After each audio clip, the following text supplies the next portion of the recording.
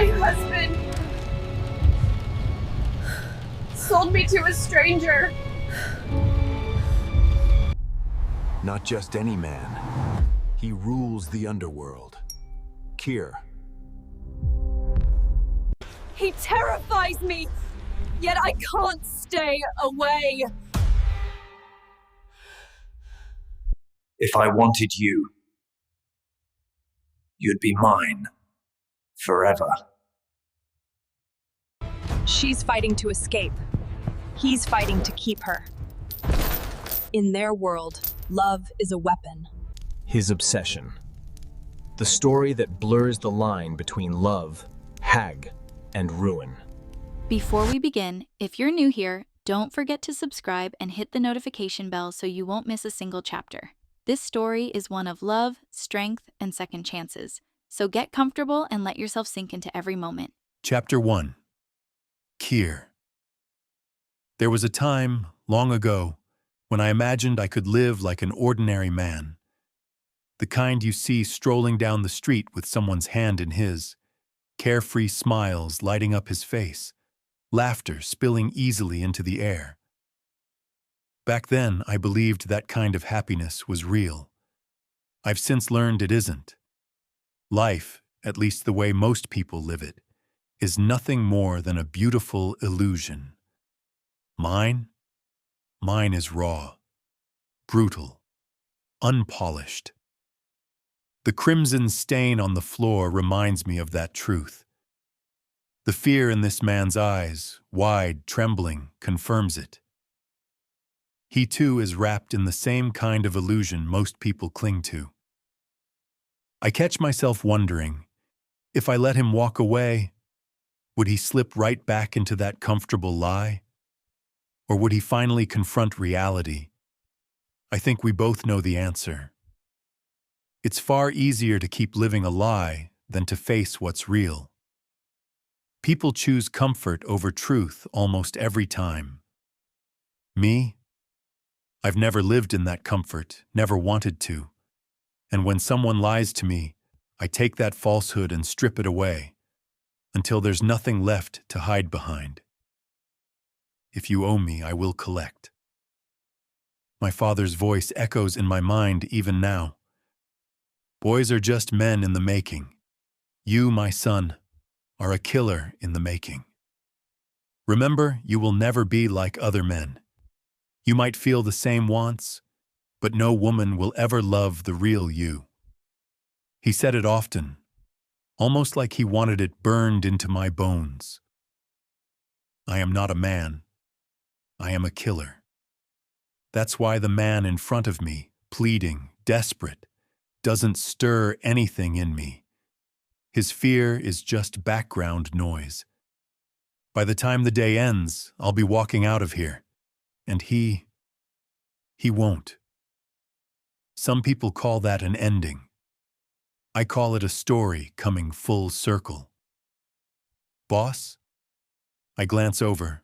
The boys are done. It's time to move on. There are other debts to collect.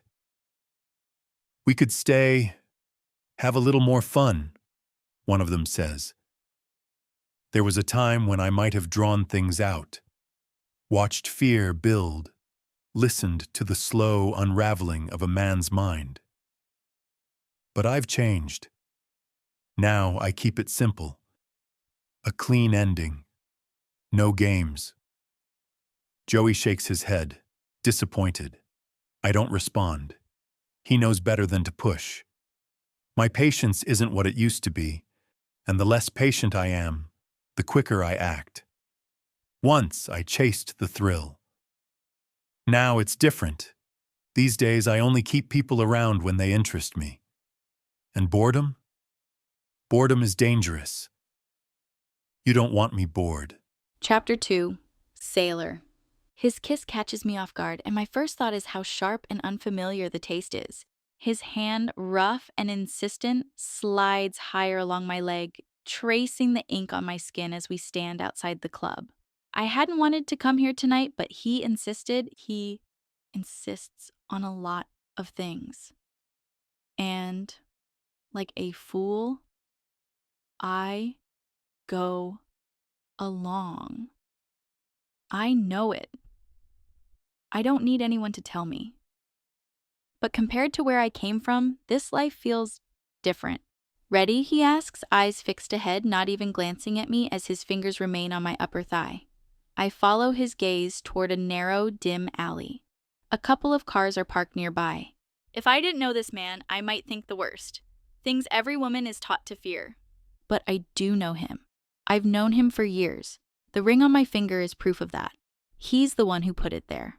And no, I'm not afraid of him. He's well aware of that fact. Ready for what? My voice betrays my nerves. He doesn't answer. Instead, a smirk curls across his face, revealing teeth he polishes 3 times a day without fail. His habits can be exhausting. A cool rush of air hits my skin when his hand drops away. For a fleeting second, I wish he hadn't let go. But he turns without another glance, expecting me to follow, and I do. Not because I want to, but because I'm not about to stand alone in a shadowy alley. I'm not that reckless. I hug my arms around myself, fingers brushing over the smooth fabric of the deep violet mini dress I chose for tonight. Tight, short, and exactly his style. He always says he prefers short dresses, easy to reach. Which is ironic, given it's been months since we've been close like that. Wait, Dylan! My heels make it hard to keep up, but he doesn't slow. He stops only when we reach a door, flashing me a smile that doesn't quite touch his eyes before knocking 3 times. I'm ready to tell him this place is deserted, there are barely any cars, and no other businesses are open when the door swings open. A woman in emerald green stands there, dressed to perfection from her shimmering jewelry to her jeweled stilettos. Her gaze lands on Dylan first, then on me. She studies me carefully, scanning from head to toe, before nodding once. Without a word, Dylan grips my hand and pulls me inside. I resist for a moment, but he's stronger. The black heels I'm wearing tonight are gorgeous, taller than I'm used to, and I walk carefully, not wanting to trip. I doubt he's even noticed them. Not that it matters, they're rentals. I couldn't afford the real thing. But oh, how I wish I could. They make me feel just a little more alive. Color? The woman asks as she closes the door. She's speaking to Dylan, not me. I glance around. The space looks like a standard reception area. Black walls, a white desk, one small seating area. Yellow, Dylan answers smoothly. And your guest? She asks, her eyes still locked on him. He finally looks at me, his gaze sweeping down before he squeezes my hand. Turning back to her, he repeats, yellow as well. The woman slips a yellow wristband onto his arm, then does the same to mine. What's this for? I ask, but she avoids my eyes. It's a club, sweetheart, Dylan says, brushing a strand of hair from my face. What kind of club? The woman hides a smile and walks away without answering. I look at the yellow band on my wrist, then back at Dylan. Just go with it, he says. I want to tell him I've gone with it plenty of times before, always for him. And lately, he hasn't done much for me in return. He comes home smelling of other women, swears it's just work, and disappears for nights at a time. Tonight, he brought me along like I should be grateful. I'm not. I left my friends and family for him, worked hard to be a good wife. I can't say he's worked as hard to be a good husband. I thought I was signing up for a simple, happy life. But I'm not that woman anymore. And he hasn't changed at all. He pushes open a pair of double doors, soft music drifting out. He strides ahead. I move slower, drawn by the sound of conversation and faint laughter. I slip past him and peer over the railing. What I see below makes me freeze in place. Dylan? The word is barely a whisper. Where are we? He chuckles, stepping up behind me. One hand rests on my waist as he leans close to my ear. This, he murmurs, is a traffic party. A what? Red means you're just here to observe. Yellow means you're interested but already with someone. Green means you're open to anything. I glance down at my yellow band, then back at the scene below. Plush seating, soft lighting, and an unmistakable atmosphere of intimacy. Why aren't we wearing red? I ask quietly. His fingers trace down my back before settling at my hip. Because it's time to try something new. Things have gotten stale between us. The words land like a punch, knocking the air from my lungs. I want to leave, I say, my voice firm. He steps back, smirks, and starts toward the stairs. Then go, he says without looking back. But if you do, He leaves the sentence unfinished. I watch him descend into the crowd, each step pulling him further away, while something inside me feels like it's breaking. Chapter 3. Sailor. I should have walked away, taken a breath, gathered myself, and left. But years with him have a way of blurring the lines. There was a time I loved him. Maybe I still do in some small, buried way. Instead, I find myself descending the stairs, each step chipping away at what's left of my pride. I never imagined I'd be in a place like this, and certainly not with the man who once promised to love me. I tug at the yellow wristband branding me as something I'm not, but the thing won't give. I'd need scissors to cut it off. Once, in another life, I might have thrived in a place like this, but that part of me is long gone. Hello. I turn to find a woman behind me wearing little more than confidence. She steps closer, her lean, sun-bronzed body nearly brushing mine as she reaches for the strap of my top. Her lips are painted a striking pink, but she doesn't speak, just leans in. I freeze as she presses her mouth to mine without warning. The kiss is quick but unexpected enough to leave me rooted in place. When she realizes I'm not responding, she pulls back, a faint smirk curling her lips. The first time is always the hardest, she says simply, before suggesting I get a drink and relax. Then she glides away. The bar is mostly empty. Everyone seems occupied with someone or with wandering hands. Most wristbands here are yellow or green. Red is rare. I glance around for Dylan, but of course he's nowhere in sight. The man has perfected the art of leaving me to fend for myself. And in that moment, I know I'm done. Not just in thought, but in decision. Working from home means I have no real friends in this town except his. My family's off traveling, my old friends have their own lives, and Dylan has never encouraged me to see them anyway. Over time, I've poured everything into him.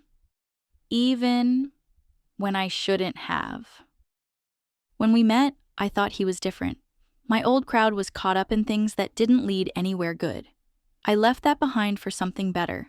But standing here now, I can't help but ask myself, what has he really given me? The truth? Not much. I head to the bar, sit, and motion to the bartender. Do you have scissors? He raises a brow. I hold up my wrist. To take this off. You can't remove it in here, he says flatly. What'll you have to drink? I said, he's already walking away. A low voice drifts from behind me. You get dragged here? I turn to find a man leaning casually against the bar, phone in hand. I can't quite see his eyes at first, but his voice is rich, dark, smooth in a way that reaches me without effort. He's dressed sharply, tailored suit pants, a crisp shirt, jacket draped over the back of his chair. The sleeves of his shirt are rolled to his elbows, showing strong forearms. He's the only man here who looks like he belongs somewhere else entirely.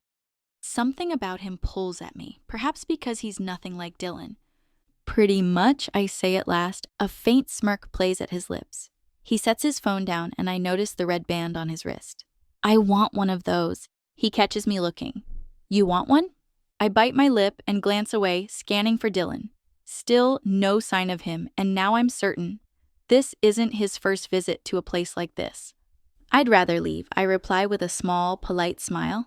His expression cools, the smirk gone, and he turns back to his phone. Did I annoy him? Probably. Do I care? Not really. I rise from the stool and glance toward the stairs. This is it. I've had enough. Then, Sailor! I turn to the sound of my husband's voice. Dylan's lip is split, but when I instinctively move to check on him, I stop myself. He's not my priority anymore. He rubs a hand over his face. Sailor, I messed up. What? My brows knit. He doesn't answer. His gaze shifts past me. I turn to see the suited man now standing behind me, closer than before. She'll do, won't she? Dylan asks him. The words hit me like ice water. Yes, the man answers without hesitation. His eyes roam over me, not in the way Dylan's ever did, but as though he's assessing something he already considers his. What have you done? My voice shakes. Two men appear on either side of me, their presence blocking my view of the stairs. I had to, Dylan says, shaking his head. I don't need you anymore. The words are sharp enough to pierce through the noise in my mind. I sold you, Sailor. I'm sorry. For a moment, I can't even process it. You can't just sell someone, especially not someone you claim to love. I step toward him, fists clenched, but he turns and walks away. I try to follow, to tell him he has no right, but the men beside me close ranks, immovable. Move, I demand. They don't. I'm not his, I snap. A familiar voice answers, low, steady, and absolute. Number, you're mine. Hands close firmly around my waist, spinning me until I'm staring straight at him. Broad shoulders fill my vision, and it takes every ounce of control not to break down or crumble right there. I am not yours, I tell him sharply. He wipes my words from his face with the back of his hand, his gaze locked on mine, unblinking. In a swift motion, he grabs me and hoists me over his shoulder as if I weigh nothing. Put me down, my fists beat against his back. No can do. A sharp tap lands on my hip as if to quiet me, but I only raise my voice.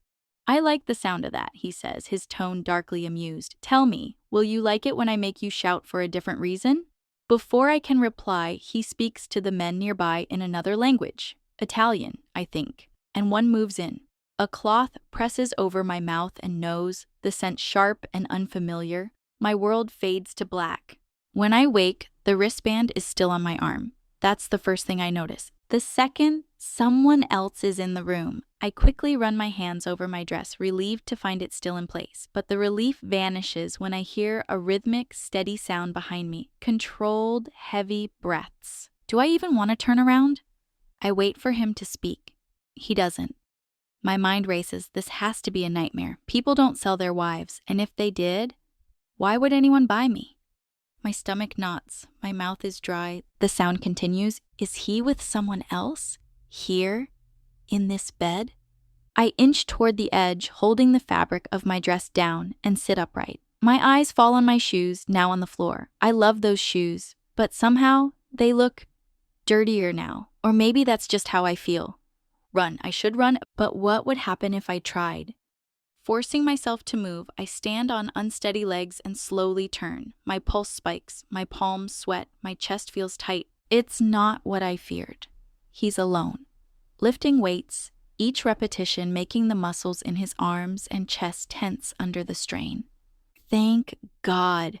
Excuse me. My voice is calmer than I expected. He drops the weights with a heavy thud, grabs a towel, and wipes his face before turning to me. His chest is bare, and he's the kind of man you see in films. The kind you know is trouble. Dangerous trouble. He looks like the kind of past you shouldn't revisit, but somehow always do. The features, strong jaw, sharp cheekbones, leave no doubt he's Italian. The language earlier confirms it. I tried to look away, but it's almost impossible. The man clearly takes care of himself. Every line, every angle is precise. I think it's time I leave, I say, though my voice trembles. No answer. He simply picks up a water bottle, tilts it back, and drinks. My eyes betray me, following the way his throat moves with each swallow. How droplets of water trace down over his skin. Then, he sets the bottle aside and walks toward me. My heart hammers harder. Good legs, strong build. He lets the sentence hang before finishing. I might just keep you. My jaw drops at the bluntness. No one has ever spoken to me like that. I step back, he steps forward. I need to go. I have work, I insist.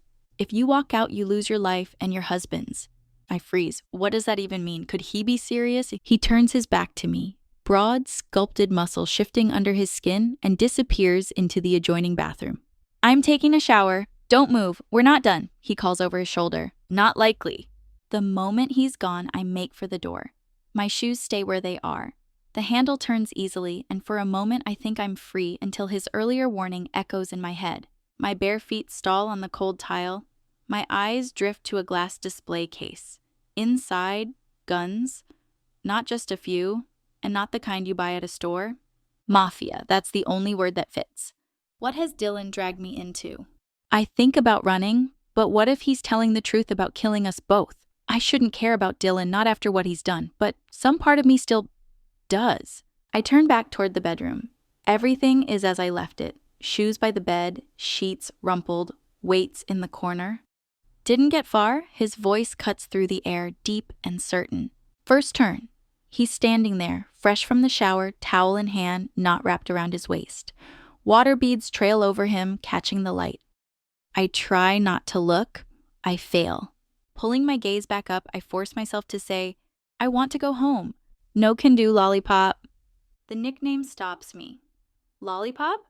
You can't own me, I fire back. People aren't possessions. He chuckles softly.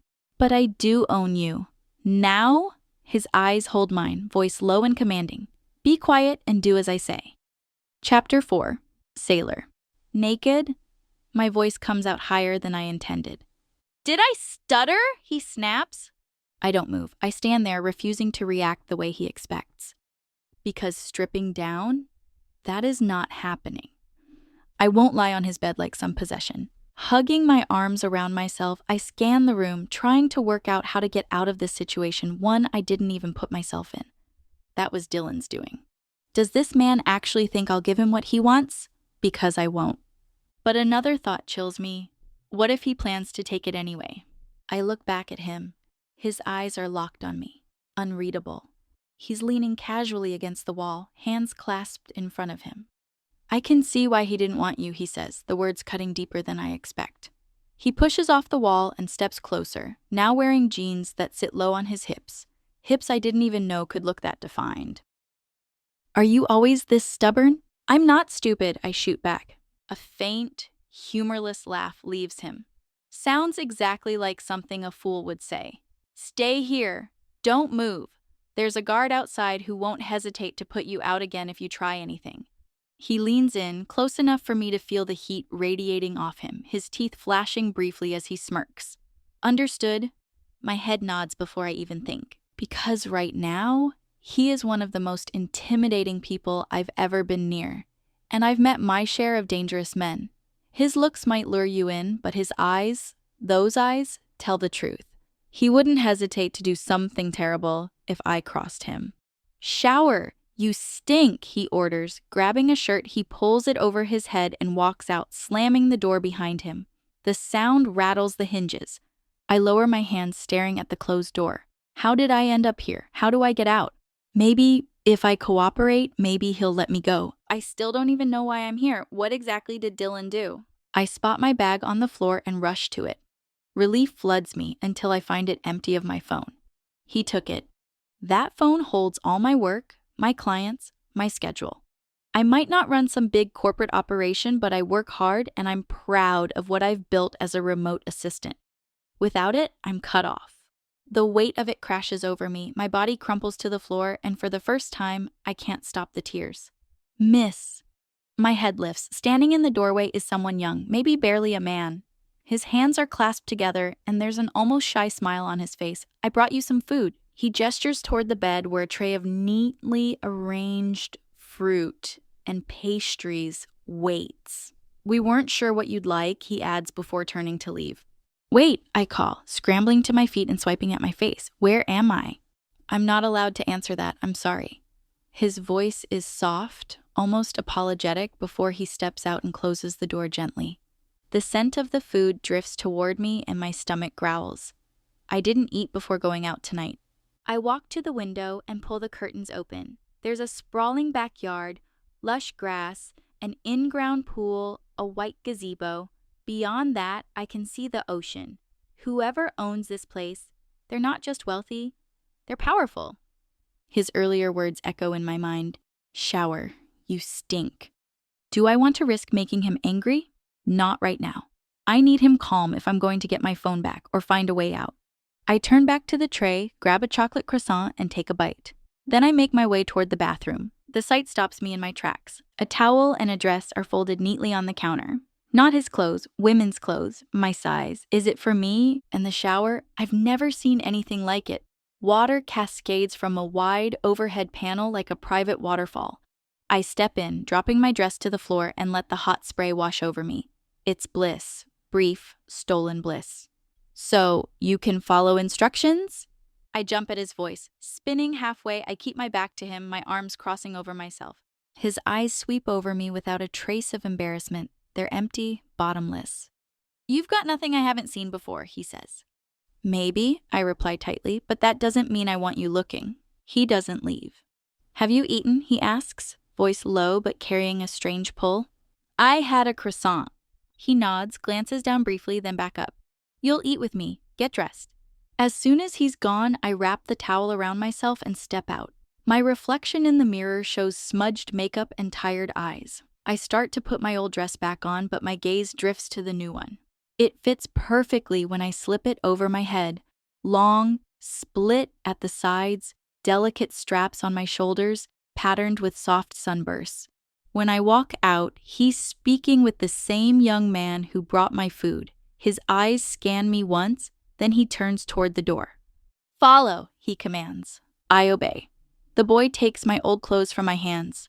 I wasn't always like this, quiet, compliant. I used to have a spine. Some of the choices I made in my past weren't pretty, but I survived. I changed for Dylan, thinking love was worth reshaping myself for. After our wedding, we tried for children. 4 pregnancies, 4 losses, each one broke me a little more. Eventually, I said no more. My body couldn't take it. My heart couldn't take it. Dylan never told me it wasn't my fault. He agreed with my fears. Somehow, I became the woman he wanted, only to realize it was never enough. He stayed out, came home smelling of perfume that wasn't mine. 5 years together, 2 good, 3 not so much. Now here I am, sold to a stranger, and the choice in front of me is simple, even if it's bitter. Follow the devil, or watch him burn down what's left of my life. Chapter 5. Keir. Quiet, reserved, cautious. Not at all like the women I'm used to. Most fall at my feet without hesitation. They compete for my attention, desperate for even the slightest touch. And when I give it, they know it's something they won't forget. But this one? I'm still not convinced she was worth the deal. Yes, she's striking. That much is obvious. Her honey blonde hair catches the light. Her eyes study you like they're solving 1,000 riddles. And her lips, full, soft, almost invite trouble. I think of the dress she wore last night, the way it moved when she walked, the way it felt when I swatted her hip. The tattoos covering her legs surprised me. Dylan always struck me as too polished for someone with her edge. She's small, delicate even, the kind of beauty you want to break apart and piece back together just to see if you can. And those wide eyes, they sealed the deal. Her footsteps are light as she enters the room. My men are gathered at the table. She stops short, her gaze darting from face to face. 6 sets of eyes follow her every move. I watch her straighten her back, fingers tightening on the fabric of her dress, holding the slit closed. "You brought us a gift," Roberto drawls, his eyes running over her. Didn't have to do that. She stays still, silent. "Come sit next to me, sweetheart. We'll share a meal." Roberto pats the chair beside him, flashing her a grin. "Don't mind him." He jerks his chin in my direction. "I'll protect you from the big bad wolf." Joey chuckles under his breath. He's my younger brother. Knows me better than anyone alive. Knows better than to believe anyone could protect her from me if I decided she wouldn't live. Not even him. "I think I'll stand." "Thanks," she says quietly, folding her arms tighter like they might shield her. "Sit," I command. The room goes silent. Her gaze meets mine for a moment before she moves. Only one chair remains, between Roberto and Harry. Roberto's grin widens as she approaches. He pulls out the chair, and she lowers herself into it, hands clasped in her lap. The servers refill glasses, conversation picking back up like nothing happened. Joey taps the table. I shift my attention to him. There's a glint in his eyes. "We'll have to move later. You know it's the only way business keeps running." I nod once. "Keir." He says my name with weight, making me turn. "What? You really took her?" His tone is half disbelief, half caution. "He owed you money. You could have claimed anything he owned." "He owed me a life. I took hers." Dylan had my money for his ventures and missed every deadline. Sometimes I'm lenient. This time, I wasn't. Not after seeing him with her at that club. Dylan's priorities have always been women and money, and he's terrible at managing the second. His gambling habit only dug the hole deeper. In my business, debts grow interest the moment they're made. That's smart business. My family has built and kept it that way for generations. You sure that's wise? Joey asks. He lowers his gaze, resting his hands on the table. Sorry, boss. Anyone else would have paid for those words with their life. But Joey gets chances. He's the only one who does. Our mother lives well on the Upper East Side.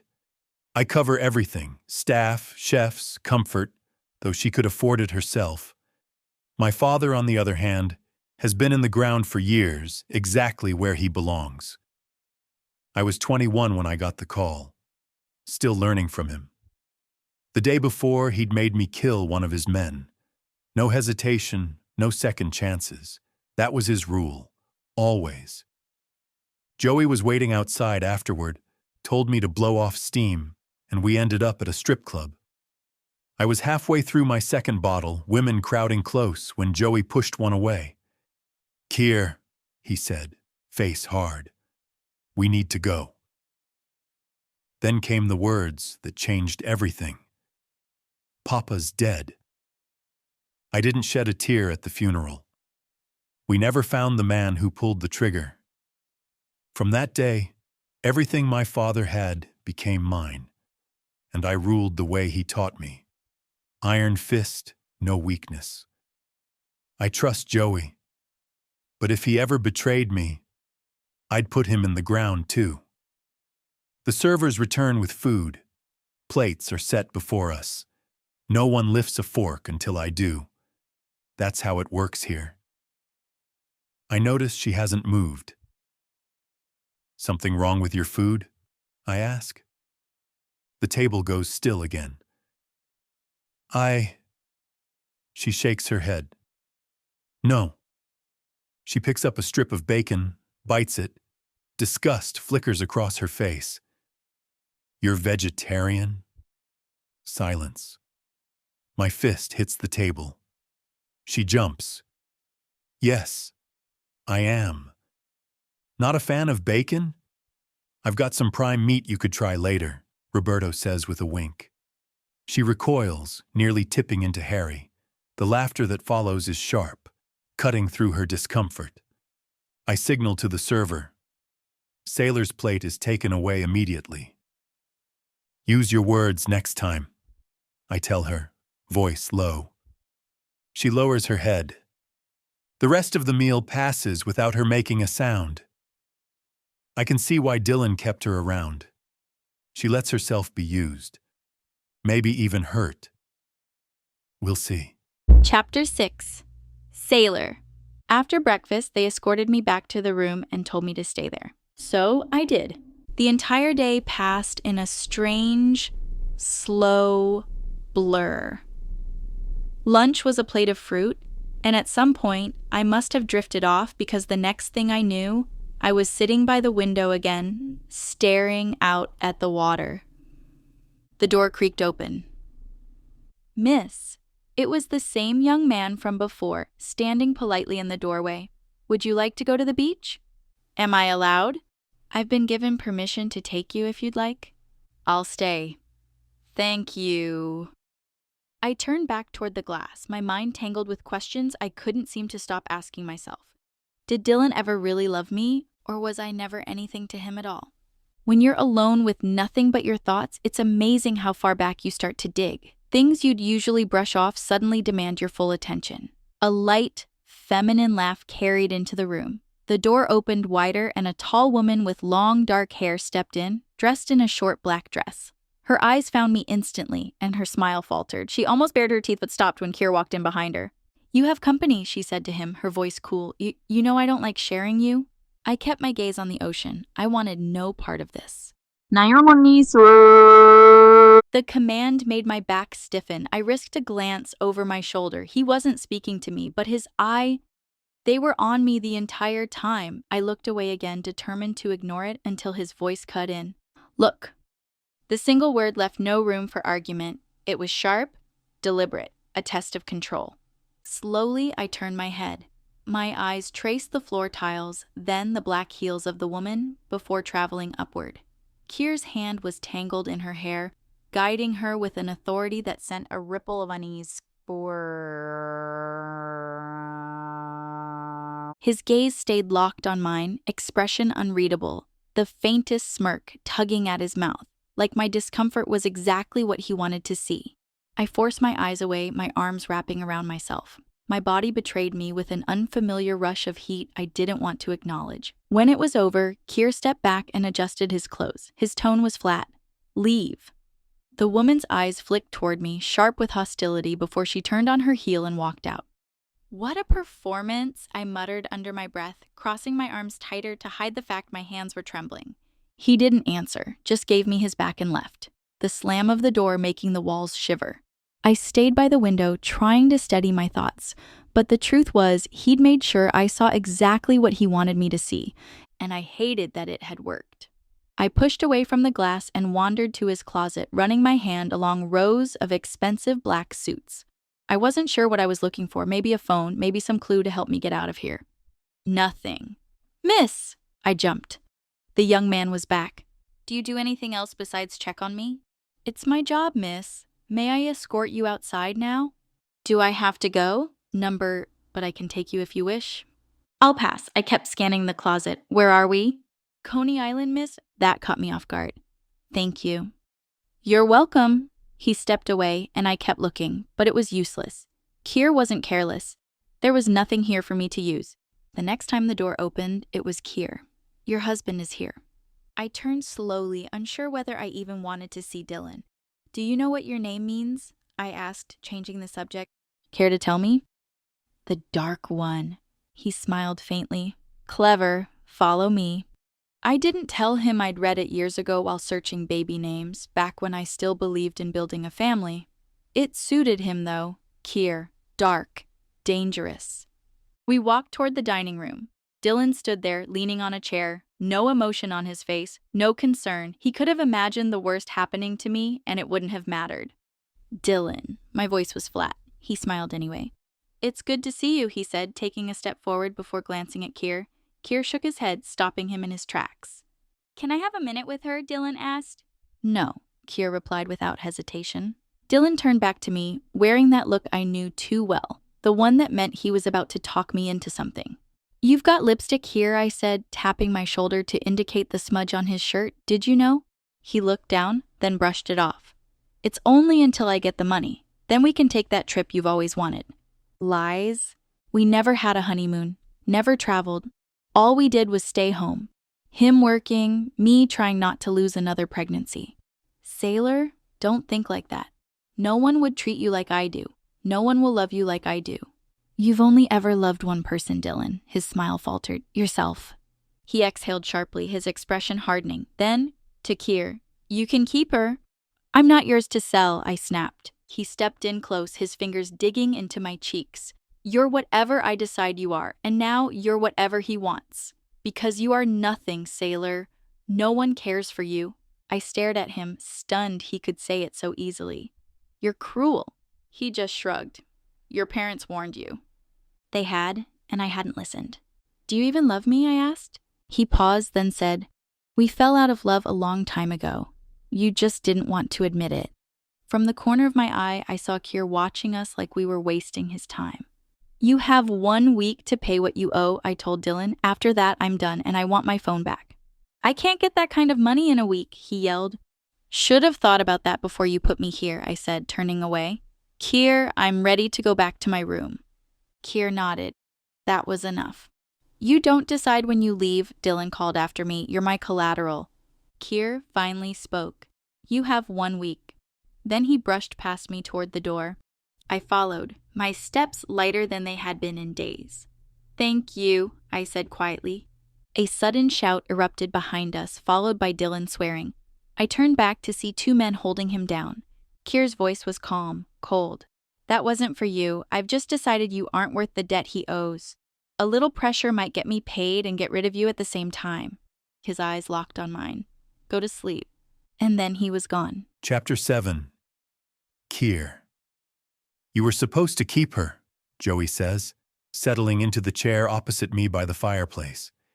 He's just returned from handling a few jobs, and most nights he doesn't stay here, unless the things in his head get too loud. We all have demons. Mine are the loudest. I grunt at his comment. Boss? He passes me a crystal glass of whiskey. I take it, but keep my eyes on the fire. For what? He smirks. Use her. I'm sure the boys would be gentle. At first. You already have enough, I say flatly. Yeah, but a live-in one? His tone makes it sound like he's just thought of the greatest idea in the world. We don't force women, Joey. Whoa, he raises both hands. I'm not saying that. I mean, we could pay her. Well, no. My voice leaves no room for discussion. We've done plenty of dark things, but that line? We don't cross it. Boss. We both turn. Philip stands in the doorway, arms crossed, gaze on the floor. She asked to swim. She's outside. Without waiting for a response, he turns and walks away. I finish the drink, set the glass down, and rise. Bet she's the kind who'll surprise you, Joey calls after me, laughing. The quiet ones always are. I don't respond. Best not to encourage him. Outside, I spot her sitting on the pool's edge, still wearing that same dress. I signal Philip to stay back and move toward her. She's different. I can't define it, but she's not quite what I expected either. You must think I'm weak, she says, eyes on the rippling water. I don't know how she knows it's me, but she does. I wasn't always. Sometimes life wears you down, piece by piece, and you don't even realize it's happening until it's done. I say nothing. What I could say, she doesn't need to hear, and I wouldn't soften the truth for her. Sometimes, she adds, her voice lower now, I just want to disappear. She leans forward and slips into the water, sinking down until she's gone from sight. I step to the edge and watch her touch the pool's bottom and stay there. 1 minute. 2. I'm about to dive in when she pushes off and breaks the surface, drawing in air like she's been holding it for years. Her eyes lock on mine. What's wrong? Why would you think something's wrong? You have this look. She shakes her head. Forget it. Then she disappears beneath the surface again. This time she lasts almost 3 minutes before she comes up gasping. I used to swim every day, rain or shine, she says, flipping to her back to float. It was my escape. Why are you telling me this? We've got a week together, she replies, turning toward the pool stairs. Figured you should know who's living in your house. She climbs out, her dress clinging to her frame, water trailing down her legs. I want my phone. You're making demands now? Her gaze meets mine, steady, unblinking. There's defiance there, faint but unmistakable, and I wonder why she never showed it to him. According to Dylan, he had her completely under control. Number I'm asking, she says evenly, because after this week, I still need a job. And I know he's already planning to sell everything we own, leaving me with nothing. She's probably right. That's the kind of man Dylan is, the kind I do business with, people who serve their own ends and nothing more. Some take the wheel, Others are just along for the ride. You should go inside. Her mouth opens like she's about to argue, but she closes it again and walks past me without another word. I'm still not sure whether I'll let her live. Time will decide. Chapter 8. Sailor. Philip comes in quietly, head lowered, as I sit by the window in my damp clothes. The sky outside is dark now, and though exhaustion clings to me, I'm not sure I'm ready to sleep. Miss. I lift my gaze to see him holding something in his hand. A key. My house key. Please step outside, he says simply before leaving. I follow him out and find the front door already open. 2 sleek black cars sit in the driveway, 3 men leaning casually against them, speaking in low voices. The moment I step out, their conversation stops and 2 sets of eyes turn toward me. One man grins. You're soaked. I recognize him instantly, Roberto, the cocky one from dinner with his slicked back hair and perfectly pressed green shirt. Not as imposing as Keir, but still carrying that same dangerous energy. Don't tell me just the sight of me has you flustered already, he teases with a wink, and I tilt my head, unfazed. Number, seeing you has the exact opposite effect. Think desert, bone dry. He laughs loud and unrestrained. You've got a sharp tongue. I like that. Before he can say more, Keir's voice cuts through the air, his tone leaving no room for banter. Roberto. The smile fades from Roberto's face, though not before he sneaks in another quick wink. Keir steps closer, lifting a lock of my wet hair between his fingers before letting it fall. Then he leans in, close enough for me to smell the faint trace of whiskey on his breath.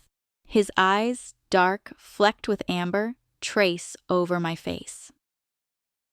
Go ahead, he murmurs. Grab what you can carry, try to run. His hand slips to the back of my neck, giving my hair a small, controlled tug until our noses are almost touching. And I'll come for you. You won't like how that ends. Do you understand? My voice falters. No hesitation, he says quietly, still close enough that his words brush my lips. Say you understand. My mind chants like a survival mantra. It's just a week. You can survive a week. Understood. He steps back, the chill in the air rushing in between us, and walks away without another word. Come on, sweetheart. We've got places to be, Roberto calls, already sliding into the passenger seat of one of the cars. The ride to my apartment is quiet, the 2 men up front talking about nothing that gives me any insight into who they really are. I nearly drift off before we pull up to my building. The lights are on inside. My stomach knots. The green painted front door, the one I'd proudly painted myself, still stands out from all the dull brown ones on the block. I used to love it. Now it feels like a reminder of a life that's already gone. Roberto doesn't hesitate, pounding on the door.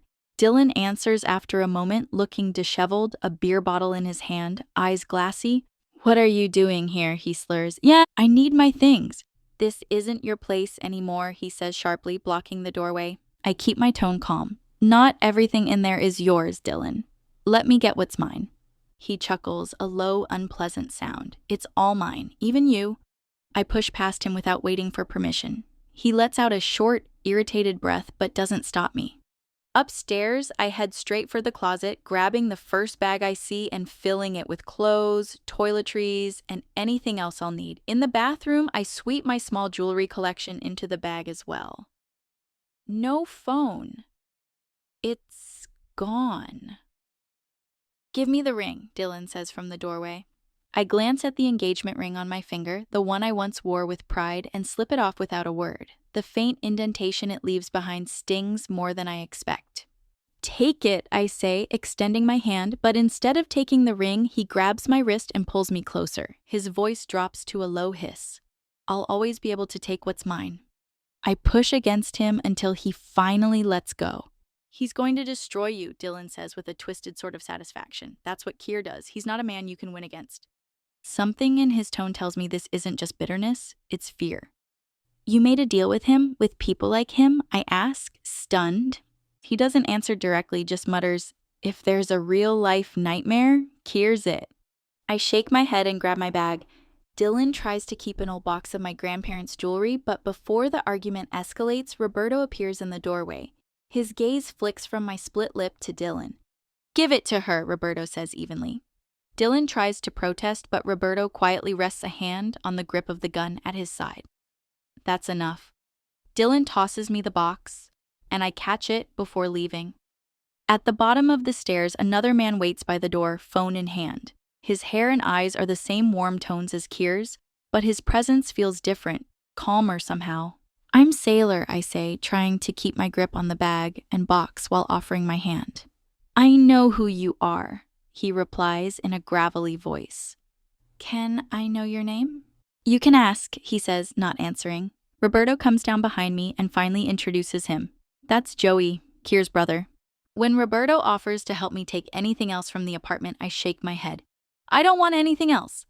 Just as I step out, Dylan calls after me. "Looking for your phone. It's not here. Keir took it."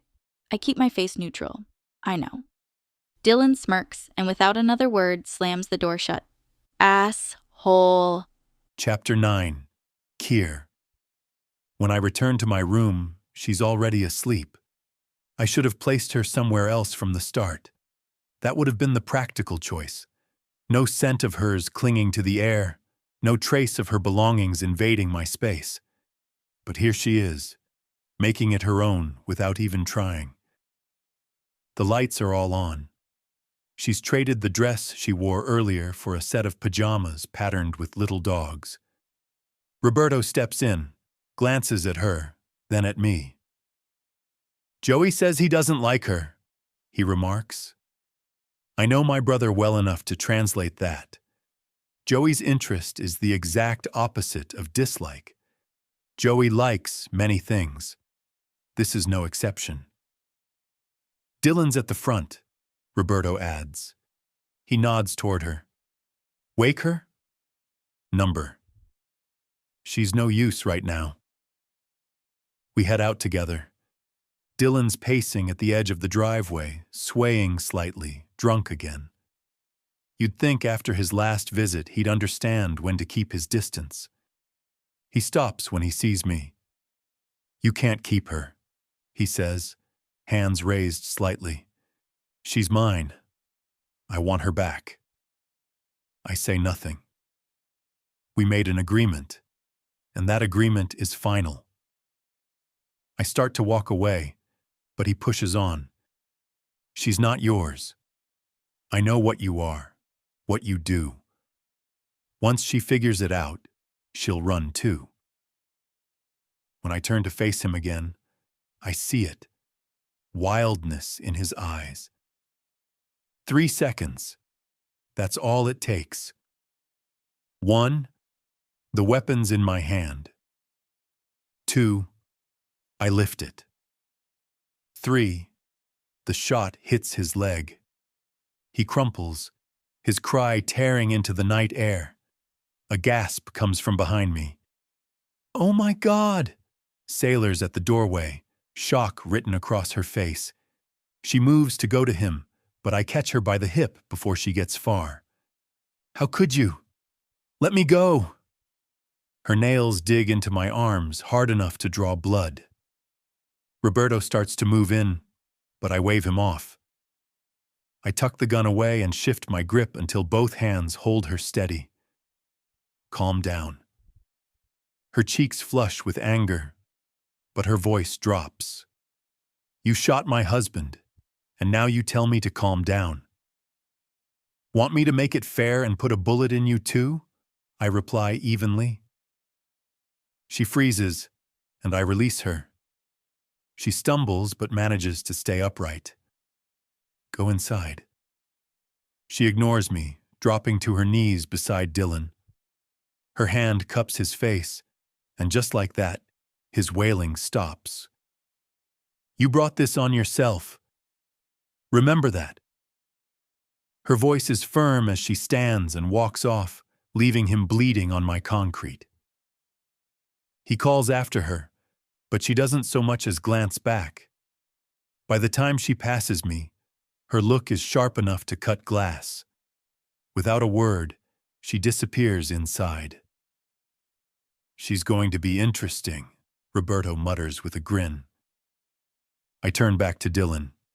Leave now. The next shot won't be in your leg. Then I walk inside without checking if he obeys. I don't get far before her voice comes from the living room. You're with the Mafia, aren't you? She's curled up on the couch, legs tucked under her, waiting for me in the dark. I flick on the light. Her pajama pants are stained with Dylan's blood, but she doesn't seem to notice or care. When I don't answer, she stands and closes the space between us. You're just another man who thinks he can control me. 1 week, then I'm gone. She exhales sharply, and I want my phone back. I have work to do. I bare my teeth in a quick, sharp snap. She jumps back, startled, and I let a slow smile spread across my face before walking past her toward the bathroom. No one tells me what to do. No one. Chapter 10. Sailor. I must have dozed off in his chair. At some point, he came back from his shower, got into bed, and didn't speak a word to me. But when I woke up, I was lying in that same bed, his bed, and I have no idea why.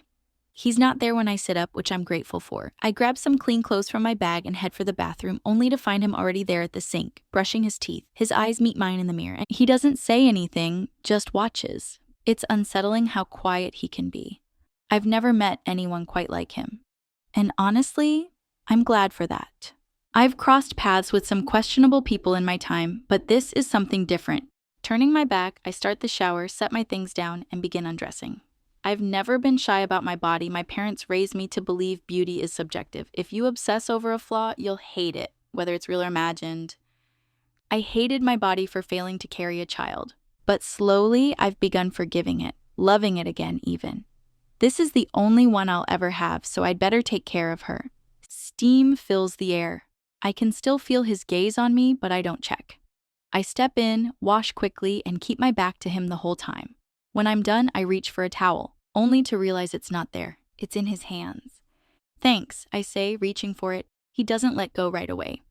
Keir, I say his name for the first time. His eyes sharpen before he finally releases it. I wrap the towel around myself. I have never wanted to sleep with one of my captives before, he says plainly. The words hit me like a slap, freezing me in place. He leaves before I can reply, and I'm certain I catch the faintest smirk as he goes. By the time I step out, fully dressed after taking my sweet time, I notice my phone sitting on the bed. I hesitate. This is a man who shot my husband without blinking. Pushing him doesn't seem smart. Keir is someone you keep your distance from. So why, when I'm near him, do my thoughts drift where they shouldn't? When was the last time I was touched with real passion? 2 months ago? Longer? Dylan and I had nothing left. No spark, no heat. Maybe, in some twisted way, selling me to Keir was doing me a favor. I never would have had the strength to leave. I call my lawyer, tell her to file for divorce, and to put in writing that I want nothing more from Dylan than what I've already taken. Then I bury myself in catching up on missed calls, emails, and messages from clients. Hours pass before Roberto appears at the doorway. You missed breakfast, he says, glancing around. I was working. You don't need to work. Oh, I do, I say with a short laugh. This is my income. Losing it would be stupid. He leaves, telling me to eat lunch. I stay put. By the time I look up again, the sun is gone and my stomach is loud. The door swings open. Keir stands there in a black suit, armed at both hips. Where the hell have you been? His tone is sharp. I smile despite myself. He doesn't return it. Clearly, you can't manage to feed yourself. Get dressed. You're coming with us. I glance down at my clothes. I am dressed. The boy in the hall tells me to wear something nice. So I pull on a black leather skirt, tie up a loose shirt, and pair it with my Dr. Martens. Hair fixed, phone hidden in my bra, I meet Keir at the door. He eyes me from head to toe. Going to a club? You didn't say where we were headed. I can change if this isn't right. He just walks to the car. Get in. I do, settling beside him. His gaze flicks to my thigh before turning away. Where are we going? I ask. No answer. Well, I had a productive day, caught up on work, read a book about a kidnapped girl. Kind of like me. I grin. Do you read? No. I'm hungry. Are we eating? Yes. The reply is clipped. Then, without warning, Want to do something for me while we wait? I stare, startled, not sure I heard him right. He moves fast, seatbelt unclicked, his hand on my leg, pushing my skirt higher. My breath catches. He leans in. Maybe I'll start with dessert. I should stop him. I should say something. Instead, my body betrays me, legs parting slightly. He takes it as permission, shifting me so I'm straddling him. His mouth presses against me through lace. The heat of his breath sends a jolt through me. The partition between us and the driver makes this feel hidden, almost safe. He doesn't rush. He works me slowly until I can't think straight. My hands grip his hair, trying to control the building wave, but it's useless. When it breaks, it's blinding. My body shudders, my head falls back, and I can't catch my breath. The car stops. He straightens my skirt and steps out. You have 2 minutes to get inside, he says over his shoulder, then shuts the door. I fix my clothes, still reeling.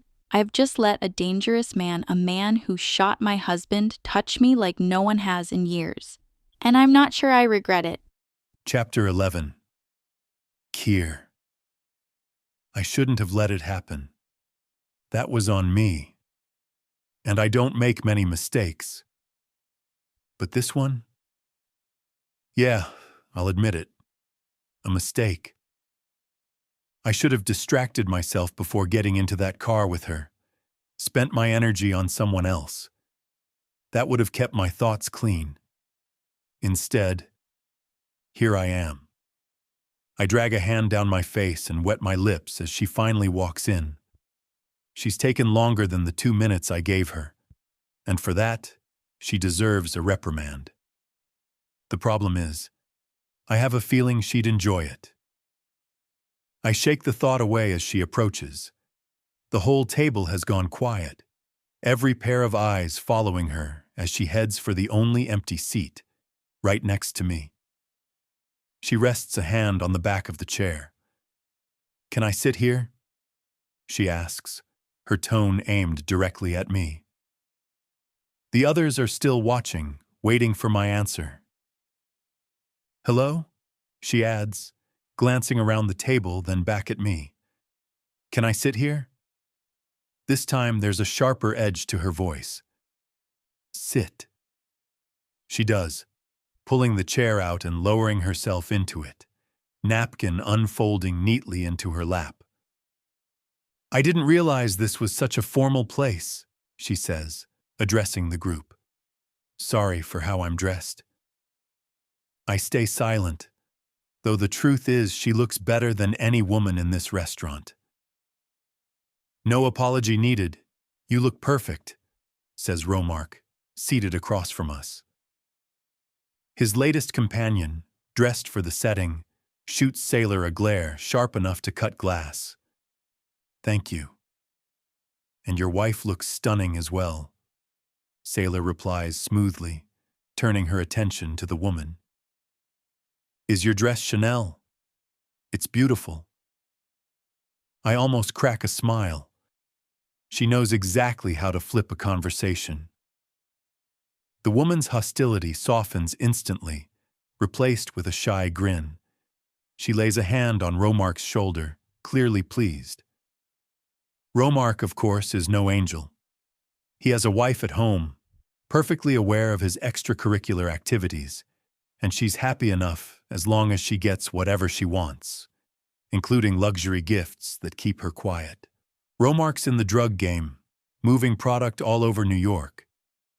He owes me a cut of everything now, a deal he agreed to after proving he can't manage his own finances. If he ever forgets that arrangement, I won't hesitate to remind him, with permanent consequences. 2 of his men sit with him tonight, while Roberto sits on my side. Normally, Joey would be here too, but he's on a job. "Are you 2 together?" Romark's companion asks. "No," Sailor answers before I can. Her hand is bare. No wedding ring now. "So why are you here?" the woman presses. Sailor looks at me, elbows on the table. "Yeah, not sure how to answer that without getting shot." She throws the woman a wink, earning a laugh. Then she turns back to me. "Want to answer?" No, I reply, as expected. She nods, not surprised, and I focus back on Romark. Do you need my crew for the pickup? I ask. No, I've got it handled, and we've had enough business for one night. Since you own the place, why don't you have your staff bring more drinks and food? Romark says with a smirk, tossing Sailor a wink. Her brows lift. You own this restaurant? Yes, I say simply. Among others. The waiter arrives to refill water glasses. Sailor is the only one polite enough to thank him. She leans in close, her voice low by my ear. About what happened in the car, it can't happen again. I don't respond. Instead, as the waiter returns with food, I slide my hand under the table and rest it high on her leg. She lets out a startled sound, covering it with a napkin against her mouth. Keir, she whispers, shaking her head. Please move your hand. I ignore her request, fingers tracing higher. She clamps her thighs together in defiance, but she can't hold out forever. Gradually, she relaxes, her legs parting ever so slightly. The plates are set down. I can see her fighting to keep her composure. My hand brushes the edge of her thigh before I pull back. Eat, I say. Her glare says she'd like to throw the plate at me, but she picks up her fork and obeys. She's strong-willed, knows when to stand firm, knows when to follow orders. It's almost a shame I plan to end her life before the week is out. Chapter 12. Sailor. The food was incredible. Every bite felt like it melted on my tongue. The company, however, was a different story. Still, I'd never eaten in a 5-star restaurant before tonight, and now I know what I've been missing. When we rise from the table, the same table where Keir spent most of dinner testing my composure, I catch the eye of the woman seated across from me. Her name's Ginger, as I learned during a brief exchange over the meal. She's draped across Romark's side, her hand resting lightly on his shoulder. It's clear she's not here for his charm. Romark isn't unattractive, but he's no Keir. I caught her sneaking glances at him more than once, and I can't help wondering if she's ever tried her luck with him. Romark kisses my hand in farewell. Bring her around more often, Keir. You talk less business. Refreshing. He winks before heading off. Roberto leans in to murmur something to Keir, so I take the opportunity to step toward the car parked out front. Sailor! I turn to find Romark again, this time with a cigar in hand and no Ginger in sight. His gaze drifts slowly, too slowly, from my legs to my chest. Can you get away tonight? I'd like to show you around, he says with an oily smile. My skin prickles. I keep my voice polite. I'm married, not interested, but thank you. He grins. I'm married too, never stopped anyone before. Little does he know, it stops more than he could imagine. I've been on the receiving end of betrayal. I know exactly how much it destroys. Before I can respond, Keir is suddenly behind me, close enough that I can feel the heat radiating off him. Time to go, he says, his voice cool. Romark's eyes narrow, but he retreats with a wink. Flirting with trouble, are we? Keir murmurs. His hand slips to my hip, holding me in place. I meant what I said earlier. What happened in the car can't happen again, I tell him, stepping forward to break contact. If you say so. His tone is amused, not convinced. He brushes my hair from my shoulder, his breath warm against my neck before his lips graze my skin. I spin to face him. Keep your hands to yourself. He laughs quietly but lets me go. The ride home is silent. He doesn't speak and he doesn't touch me.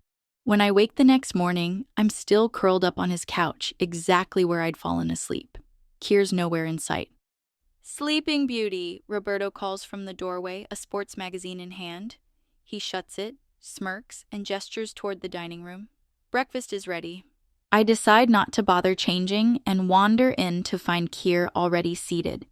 Hello, I say, taking the seat across from him. He doesn't respond, just slides my phone across the table. A lawyer called, he says. I glance at the screen. So you know I'm filing for divorce? He nods, sipping his coffee. Eat. I'm starving, so I do as he says, though not because he told me to. His gaze stays on me, and I catch myself wondering how long it takes him each morning to look so effortlessly put together. Ever been married, I ask, just to break the silence. No. No one ever caught your interest? No. Right, I mutter. Marriage is for people who want to trap someone. Your husband did it to you, kept you boxed into a life you didn't want. It's not always like that, I counter. He tilts his head. You weren't happy. You tried to convince yourself otherwise, but it was an illusion. That's not true. It is. I'm not that gullible, I snap, folding my arms. He leans forward, eyes locked on mine. When I touched you, you didn't seem to think I was such a bad man. Heat creeps up my neck. Yes, I liked it. And you still know what I'm capable of. You saw it, and I'd do it again if I had to. You'd... Without hesitation. He says it like a simple fact. You interest me, but I won't force you. I don't need to. You'd come willingly. I shift the subject quickly. My husband did love me once. Your ex-husband, he corrects. I sigh. Yes. You dreamed of a perfect life, marriage, kids, but life doesn't hand out fairy tales. His words sting, especially when he mentions children. It's a wound I keep hidden. I can make you forget, he says softly, moving closer. Before I can react, he pulls my chair out and lifts me easily onto the table. A tear escapes down my cheek, and he brushes it away with his lips. His gaze stays on me, waiting for me to stop him. Something in me loosens, something I've kept locked away. My hand goes to the hem of my nightgown, lifting it just enough to show him I'm not stepping back. His movements are slow, deliberate, his focus entirely on me. The air between us thickens until every breath feels heavy. But before anything can tip past the point of no return, I shake my head. His eyes flash, but he straightens, steps away, and leaves without another word. I sit there in the quiet, wondering, not for the first time, if my biggest mistake might be how badly I wanted to know what would have happened if I hadn't stopped him. Chapter 13. Keir. Frustration is a dangerous thing. Right now, she's the cause of mine. Joey steps outside and catches the look on my face. You're with her now? Since when do you get involved with someone you're planning to remove? I shrug. It's happened before. He shakes his head. This is different. You know it. I tilt my head at him. You interested in her? My tone is sharp but laced with amusement. Be my guest. She's not an easy win. He scowls. Don't dodge the question. I cut him off with a raised hand. When are they arriving? Tomorrow. Their wives the day after. Perfect, I mutter, though there's nothing perfect about it. Joey reminds me, you came up with this arrangement, remember? I rub my jaw, feeling the shadow of stubble. Time for a shave. When I walk back to my room, she's asleep, curled in a way that makes her look far too unguarded for someone in her position. I've ended lives for less than a harsh word. I was raised to do it without hesitation. But with her, it's different. Later, when I return to change, she's sitting on the bed with a plate of fruit, eyes glued to her phone. I give her leg a light tug. Come wash my back. I don't wait for her answer. Just head into the bathroom. I hear her follow. She steps under the shower fully clothed, water soaking her as I hand her the soap. You should wear those heels tonight.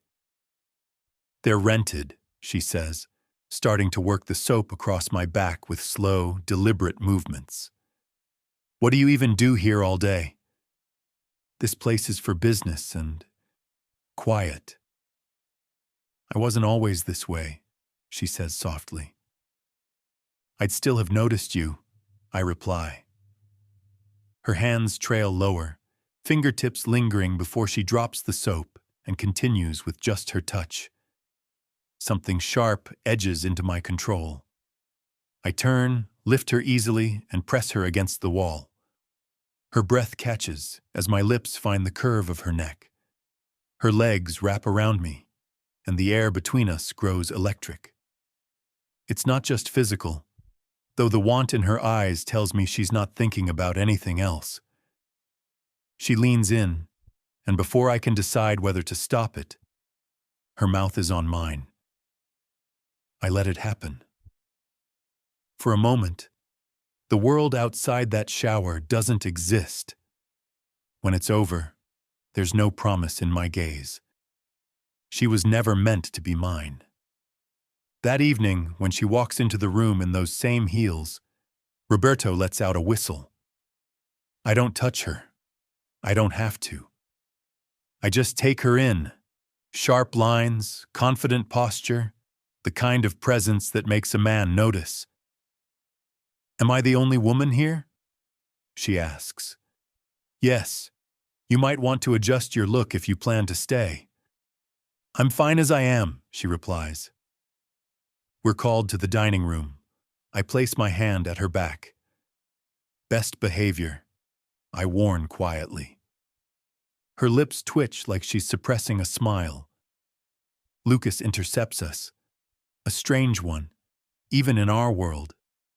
He circles her like he's memorizing her scent. I once kept someone because she smelled like candy, he says, licking his lips. But then the sweetness faded. She surprises me by leaning in toward him. I smell of musk. Probably taste like it too. Should we ask? She looks straight at me. Do I? I let my gaze lock on hers. The sweetest, I answer. The room erupts with laughter and jeers. She winks at me before turning back to Lucas. I'm always willing to try new things, Lucas says, stepping closer. Lucas. My voice cuts across the room, low but unmistakable. I know his type. When Lucas takes an interest, it always ends the same way, and not in survival. Chapter 14. Sailor. Dinner was, something. The food was perfect, but the atmosphere? Let's just say I've had warmer welcomes. Half the guests remain at the table, drinks in hand, chatting like they could keep going all night. The other half have already started making their exit. The women will be here tomorrow night. Ready to meet them? Roberto asks me. He's probably the one who speaks to me the most, sometimes with comments that are more teasing than polite, but I've figured out that's just his way. Am I even invited to that? I ask, my gaze shifting toward Keir. Tonight felt like an exception. I assumed the gathering was for men only. He didn't have to bring me, but he did. You are, he says simply. I rise from my seat, smoothing my skirt, and glance around the table. Good night, everyone. Thank you for the meal and the company. I leave without a backward glance, heading straight to his room. The door clicks shut behind me, and I lean against it, closing my eyes. The moment I do, I'm back in the shower, pressed between Tile and him, remembering the way he made my thoughts scatter. It's been a long time since I've felt that kind of raw, consuming connection. Opening my eyes, my attention drifts toward his closet, the one I haven't dared open since the day he pulled out that strange wand-like device. My time here is running out, so curiosity wins. The first drawer, just socks. The second, more clothes. But the third, I stop, inhale sharply. It's filled with, well, let's just say not clothing. I lift the item I remember him holding before. It heightens sensation, his voice cuts in from the doorway, smooth but startling. I didn't even hear him approach. Heightens what exactly? He steps forward, takes it from my hand, attaches a small glass piece, and switches it on. Take off your skirt, he says matter-of-factly. I arch a brow. I don't think you should use trust me and that sentence together. You trust me enough to let me touch you before, he counters. So, stop stalling. His hands move before I decide whether to protest, sliding my skirt down. I think about stepping away, but the truth is, I want to know what it does. When did you even discover this interest? I ask as he kneels in front of me. He doesn't answer. Instead, he draws me closer, his touch deliberate and slow. A soft hum from the device sends a ripple through me, strange at first, then sharper. The sound in my throat isn't something I plan, and every time he alternates between the sensation and a gentle touch, my knees weaken until I'm gripping his shoulders just to stay upright. His quiet chuckle is the last thing I hear before the world blurs into a haze of release and heavy breathing. Sleep, he says simply, and I do, because I'm not sure I could stand if I tried. Dawn filters through the curtains when I stir. I'm still in my skirt from last night, just without anything underneath. Alone in the room, I hear murmured voices outside. Think he'll kill her quickly? That's Roberto. Yes, you know he will. Lucas's reply is almost too casual. I thought maybe she'd be the one he'd spare, Roberto admits. You should know better. They call me twisted, but he's worse. I step back into the room, shutting the door silently. When I turn, Keir's there, just out of the shower, towel slung low. My heart jumps. I'm leaving in a few days, I tell him. His face gives nothing away. Do you think I'll see you again? I press. No hesitation. I try to mask my unease with a quip. I might miss you when you're in one of your moods. What's wrong, Lollipop? Why do you even call me that? Because you're sweet, he says with a smirk that makes me want to look anywhere but at him. This is your room, so why do I sleep here, I ask? He groans. So many questions. Did you know you'd get involved with me? Yes. And that I'd let you? Of course. It's the only reason you're alive. He rolls over, done with the conversation. The words lodge in my chest. I slip out, phone hidden in my bra, only to find Lucas blocking my way in the hall, glass of wine in hand. Going somewhere, he asks, amused. Just getting a drink, I answer. He leans closer, almost inhaling my presence. I wonder if he'll share when he's done. I'm not his, that's my choice. He laughs quietly. You think you have a choice. When I try to pass, he finally steps aside, but not before warning. Best keep moving before I change my mind. I take the long way around, slip out the front door and into the nearest car. The keys are inside. Moments later, I'm speeding away. I end up at my old apartment. Dylan answers the door in work clothes despite the early hour, his face a mix of shock and wariness. Does he plan to kill me? I ask outright. He exhales. It's what he does. When the debt's paid, he makes sure you remember not to cross him again. I am all Dylan has left. That reality burns. How could you do this? Did you ever love me? Before he can respond, a woman appears in the doorway wearing one of his shirts, and something that looks suspiciously like my underwear. Who's this? She demands. His wife, I answer, smiling in a way that makes her falter. I spot the ring on her finger, my old ring, and let out a dry laugh. Enjoy my hand-me-downs. Then I turn to Dylan. Have a nice life. And I mean it. Chapter 15. Keir. The house is dark when Sailor pushes the front door open, moving as though she's trying not to be heard. She's been gone all day. The sun has long since disappeared, and with every light switched off, she has to squint into the shadows. Her gaze lands on me, and she jumps, hand pressed to her chest. You scared me, she says, her voice high and breath quick. Why are you up so late? I don't answer. I had to grab something from the store, she continues, lifting a block of chocolate as proof. The car has tracking. Her mouth opens, ready with an excuse, but shuts again just as fast. Well, she sighs, dropping the chocolate to her side. You caught me. Are you going to kill me now? The words are delivered like a joke, but I'm not laughing. If she hadn't come back, I would have found her and ended it. That option still isn't off the table. Her lips part as if to speak, but before she can, I close the distance, my gun already drawn. Her eyes widen as the cold metal presses against her lips. I've killed for less, I tell her flatly. Her hands tremble as she grips her dress. Play that game again, and you won't live to regret it. I pull the weapon away. She steps back, out of reach. Don't you ever do that again? She snaps, surprising me with her defiance. Same goes for you, lollipop. I'm not your lollipop, asshole. She fires back before stalking toward the hall. But you taste sweet. My words make her stop and throw a glare over her shoulder.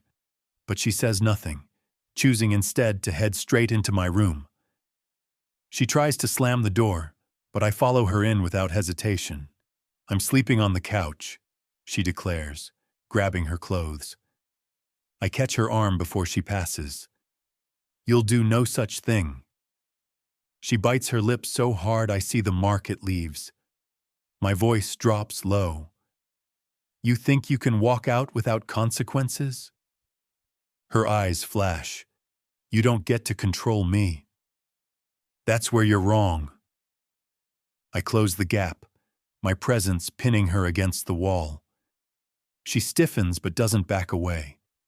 She's furious, yet I can read the heat behind her stare.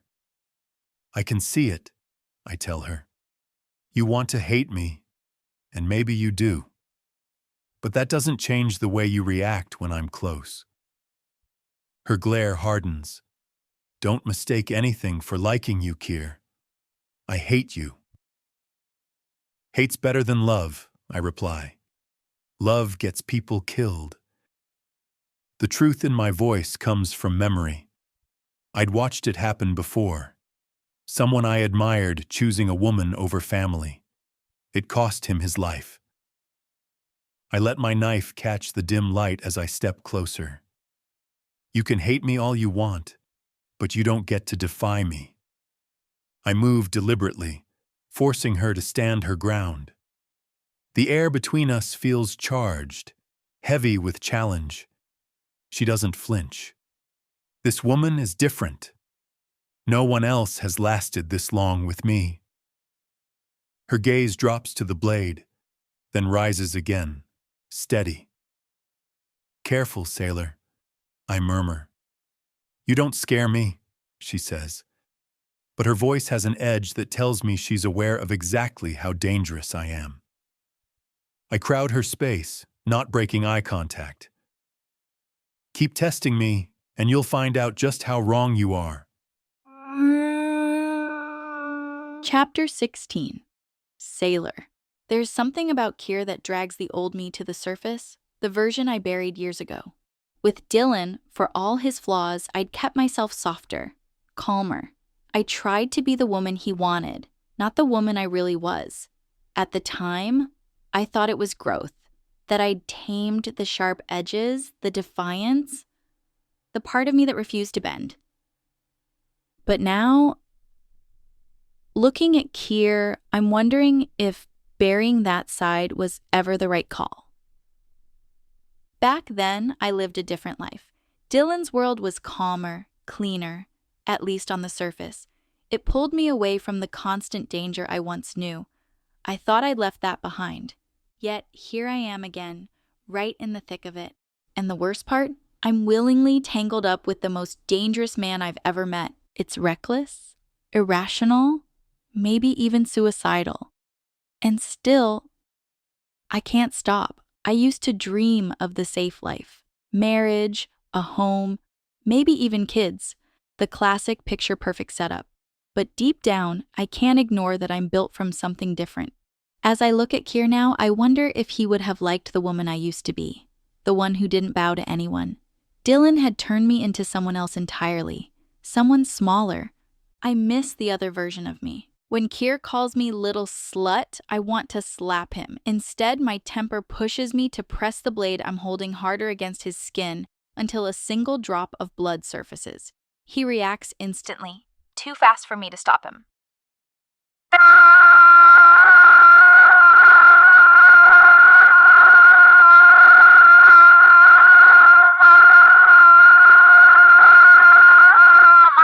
And I'm flipped, my body handled like I weigh nothing. Keir doesn't do anything halfway. When he decides to prove a point, he commits to it completely. until I'm left breathless and my mind is spinning. At some point, exhaustion takes over. I don't even remember closing my eyes. When I wake, I go to stretch, only to realize I can't move my arms. My wrists are bound. What the hell, I demand, twisting around just as Keir walks out of the bathroom, toweling his face. You tied me up?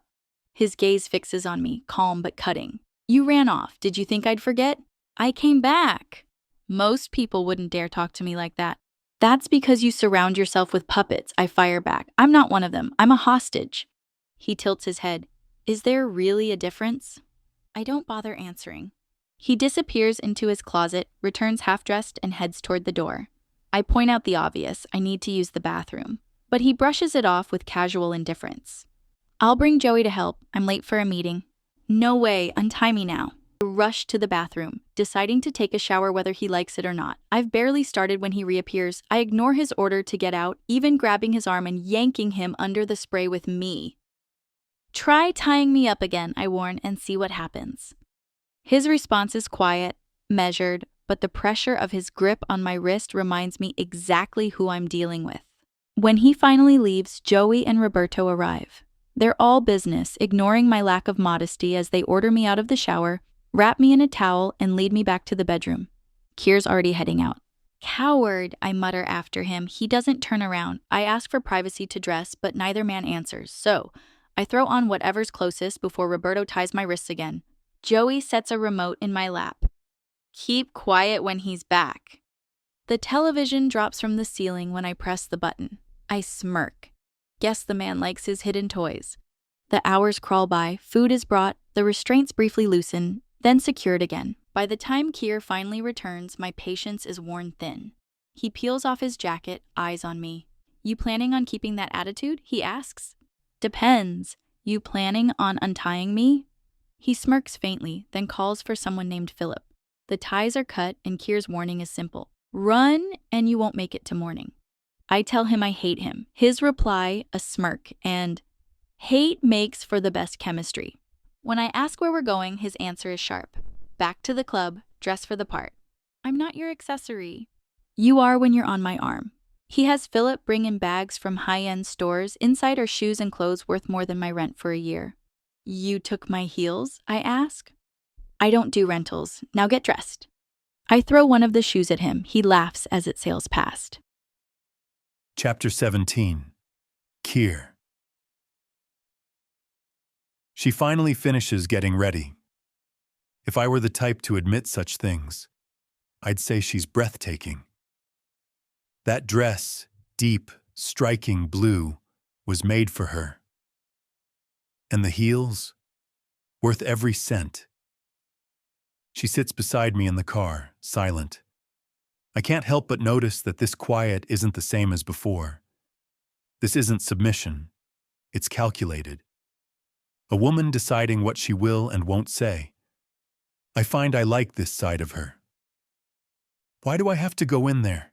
She asks, glancing toward the alleyway ahead, running her hands absently along her thighs. Because I said so. I step out without explaining further, circling the car to open her door.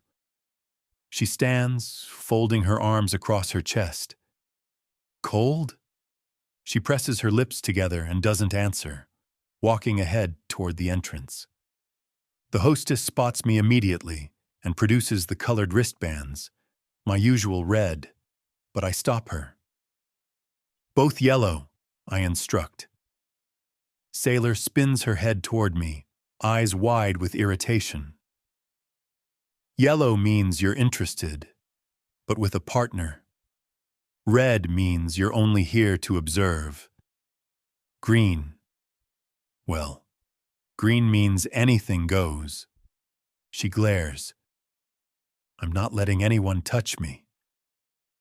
I simply smile. If that's what you think. She mutters something under her breath as we descend the stairs into the dim, low-hum room. Without hesitation, she heads for the same bar where we first crossed paths. I didn't know back then that I'd take her with me, but I did. And out of everything I've taken in my life, she's different. The owner sends a woman my way, She's bold, dressed to draw attention, and wastes no time. "You're both gorgeous," she says. "We could all join in." Normally, I wouldn't mind the offer, but my focus keeps sliding back to Sailor. She pointedly avoids my gaze, so I take her chin and turn her face toward me. "Are you not here for work?" she asks sharply. "Then why am I here?" I glance at the other woman. Kiss her. Sailor freezes as the woman in red steps closer. She hesitates, glances for permission, but Sailor says nothing. Instead, her breathing shifts just slightly. Her eyes never leave mine. "You like it," I murmur. "Maybe I do," she fires back. "Maybe I'm discovering I prefer women, which would make you unnecessary." Her smirk only makes me tighten my hold on her jaw. "Touch me," I tell her. For a moment, she doesn't move. Then, with deliberate slowness, she reaches forward, her hand resting on me through the fabric of my trousers. "All for you," she says, "and whoever comes next." My gaze catches on the faint mark at her neck, a mark that mirrors mine. People have died for far less than that. Many couldn't believe she walked away with only a scar, but her time is almost up. "I loathe you," she says, and then, without warning, kisses me. Hard. Enough to draw blood. I've never given anyone this much room to push back, so why her? I lift her easily, her legs wrapping around me, and set her down on the edge of the bar. "You want an audience?" I ask. Her brow furrows. She slaps me and I catch her hand mid-swing, holding it behind her. "You see?" I say, my voice low. She tenses, but her defiance burns just as bright. And for reasons I can't explain, I find myself smiling. Chapter 18, Sailor. Number this can't be real. I drag my gaze from seeing the ceiling and see my husband standing there, eyes locked on me, then flicking to Keir. I'm caught mid-moment, his hand still far too high up my dress for any innocent explanation. Brilliant. Just brilliant. "So, this is what you're doing now?" Dylan shakes his head slowly. I shove Keir's hand away, but when I glance at him, he deliberately raises his fingers to his lips, licking them in full view of my husband. Well, ex-husband. But that hardly matters here. "You wouldn't even let me touch you in this place," Dylan says bitterly, then glares at Keir. "But him? This man? You let him touch you in public?" "She enjoyed it," Keir says without shame. The room has fallen into an odd hush. People are starting to notice. We're making a scene where scenes don't belong. "Dylan." A familiar woman steps up beside him, his fiancée wearing my old ring. Her hand rests on his shoulder, eyes darting briefly to me before she says, "Let's go home." "Yes, why don't you?" I snap. "Go back to my old apartment and enjoy yourselves." I regret it the second it leaves my mouth, because now both of them are looking at me, and so is Keir, who looks less than pleased. "Just go," I mutter, turning away. "It was nice knowing you, Sailor," Dylan says. "Once you were a good wife." I freeze. Then with a smirk, he adds, "You do know he's going to kill you, right?" I flinch. Because I already know. I've just been trying not to think about it. Maybe, foolishly, I've hoped Keir might change his mind. But deep down, I know there's no bargaining with a man like him. "At least he can do something you never could," I fire back. "Enough," I hiss at Keir when he starts to speak again. He just bites his lip and says, "You taste incredible." "Watch your mouth," Keir warns Dylan, but Dylan just sneers, "Whore." And then he's gone, walking away with her on his arm. "You brought me here for this," I accuse. Keir cracks his neck, steps closer. "We should leave, unless you'd rather give these people more of a show." "Not in your dreams." "You can in the car if you're impatient," he replies. I try to step past him, but his hand clamps on my elbow. "I know who you really are," he says quietly. "You don't know me," I bite back. "You only think you do because you've had control over me. That doesn't mean you know a thing about me." I pull free and start toward the stairs. It isn't wise to push me, he says, his tone like venom. Lucky for me, I don't care, I reply and head for the exit. Outside, Dylan is still in the alley with his fiancée. You want to make me angry? Keir asks behind me. I don't answer, but then Keir calls out to Dylan. Do you have my money? Dylan shakes his head. Apartment hasn't sold yet. I told your people once it does, you'll get it. Keir's eyes flick to me, then back to him. Why did you marry her? I loved her, Dylan says, glancing at me. What did you love? Keir presses. She'd do whatever I said. That's funny, Keir says dryly. She does nothing I tell her. I ignore him, staring at Dylan. Is that the only reason? You looked good, Dylan says flatly. I feel something inside me twist. And when I wanted a baby, I ask? We tried. It didn't happen. I'm glad it didn't. It's like a dull blade cutting into me. Even now, I can feel the sting. Keir leans in again. Do you still love her? Dylan pauses. I stopped a long time ago if I ever did. The words land harder than I expect. So, you don't care if I'm with her? Keir asks. I turn away, walking to the end of the alley. That's when I hear Dylan yell out, Whoa! I spin back just in time to see Keir level a gun at his head. He glances over at me and fires. The sound is deafening. Dylan drops instantly. His fiancée screams, collapsing beside him. Keir slides the gun back into his pocket, steps toward me, and crouches until we're face to face. Guess what this means, lollipop? I can't even look at him. My eyes are locked on Dylan's body. I may hate what he became, but I once loved that man. He didn't deserve this. My stomach heaves, and I double over, narrowly avoiding my shoes. Keir doesn't move. You killed him, I manage. She tries to attack him, but Keir shoves her back, and she stumbles, landing in the pool of blood. Guess what that means, he repeats. I step back. I'm sending you home, sell the apartment, pay me back. If you don't, you'll end up the same way. He turns, walking to the car. I stand frozen until Roberto approaches. Time to go. This will be handled. Ellie, still trembling, looks at me like she's waiting for direction. She's coming with me, I insist. Just you, Roberto says. No. He studies her for a long moment before motioning toward the car. He hands me my phone. The rest of your things are inside. Ellie cries softly as I guide her into the car. I take one last glance back at Dylan, wondering if, in whatever comes next, he'll make better choices. Chapter 19. Keir. She's at the house.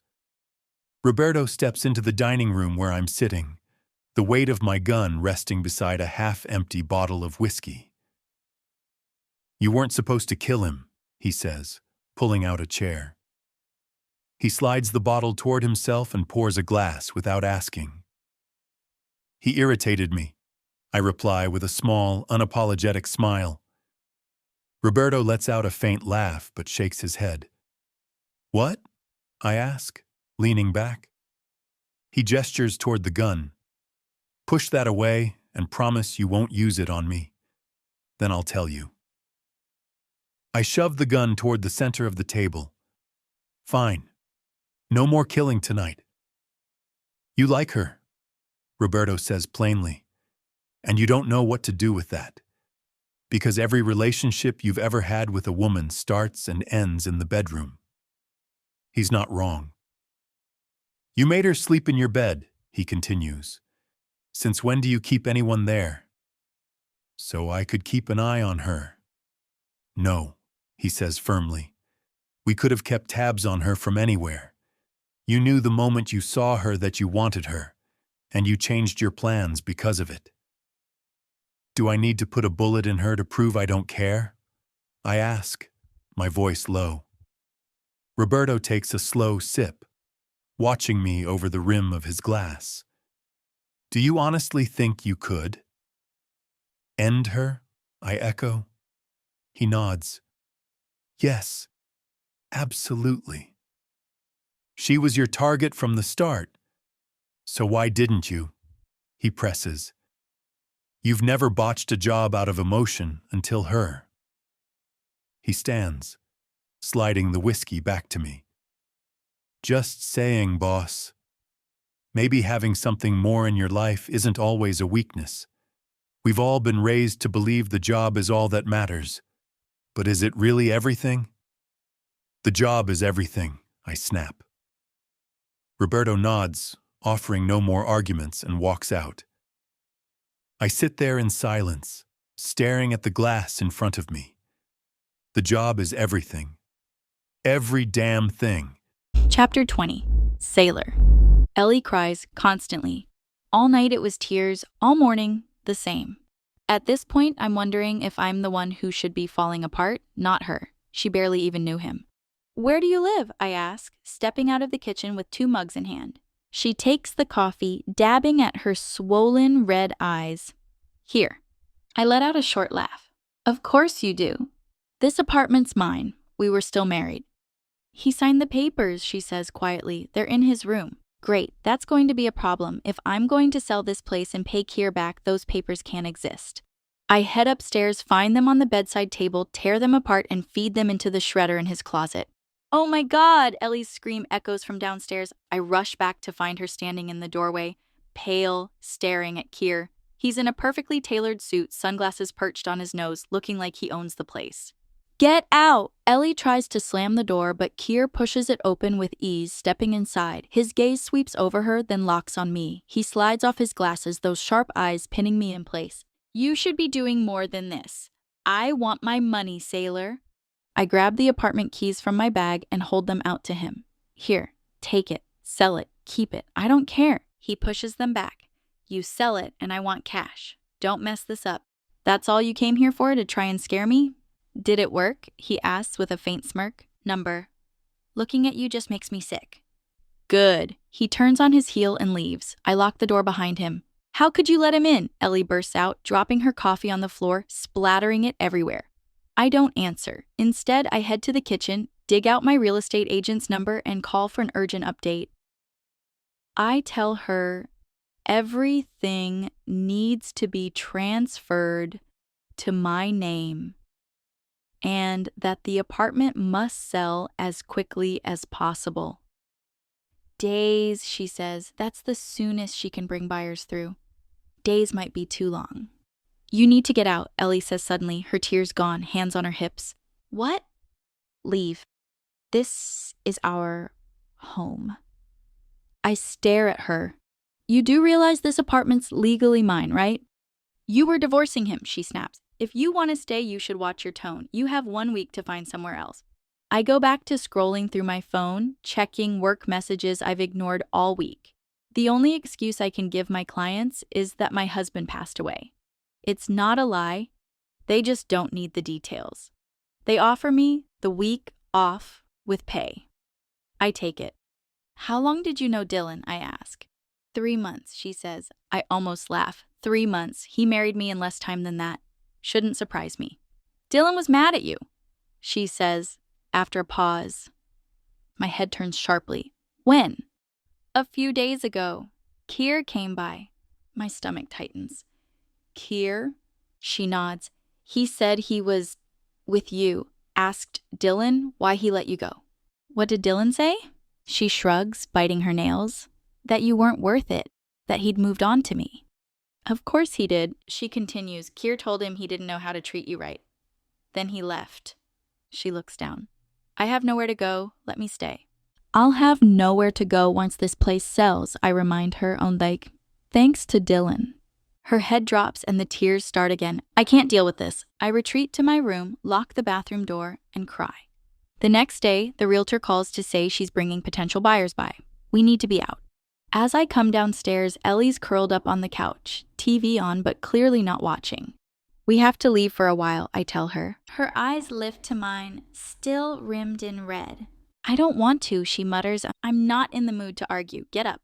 "Where are you going?" "Looking for rentals," I reply. She sighs. "Fine, I'll come with you."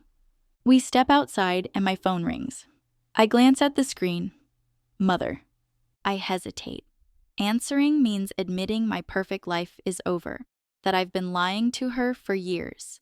I let it ring. "Someone's following us," Ellie murmurs under her breath. We're on a crowded New York street, the kind where dozens of people move in the same direction. I assume she's just being paranoid, so I give a small nod, my attention pulled toward my phone as it rings again. Do I answer? How do you even tell someone your husband is dead, especially this someone? That's not a conversation you can just ease into. Still, I know she won't stop calling, so I answer. Hello? I raise my voice above the traffic and chatter around us. I've been trying to call you all week. Why haven't you picked up? My mother's voice carries a sharp edge, the kind I recognize immediately. She has bipolar disorder.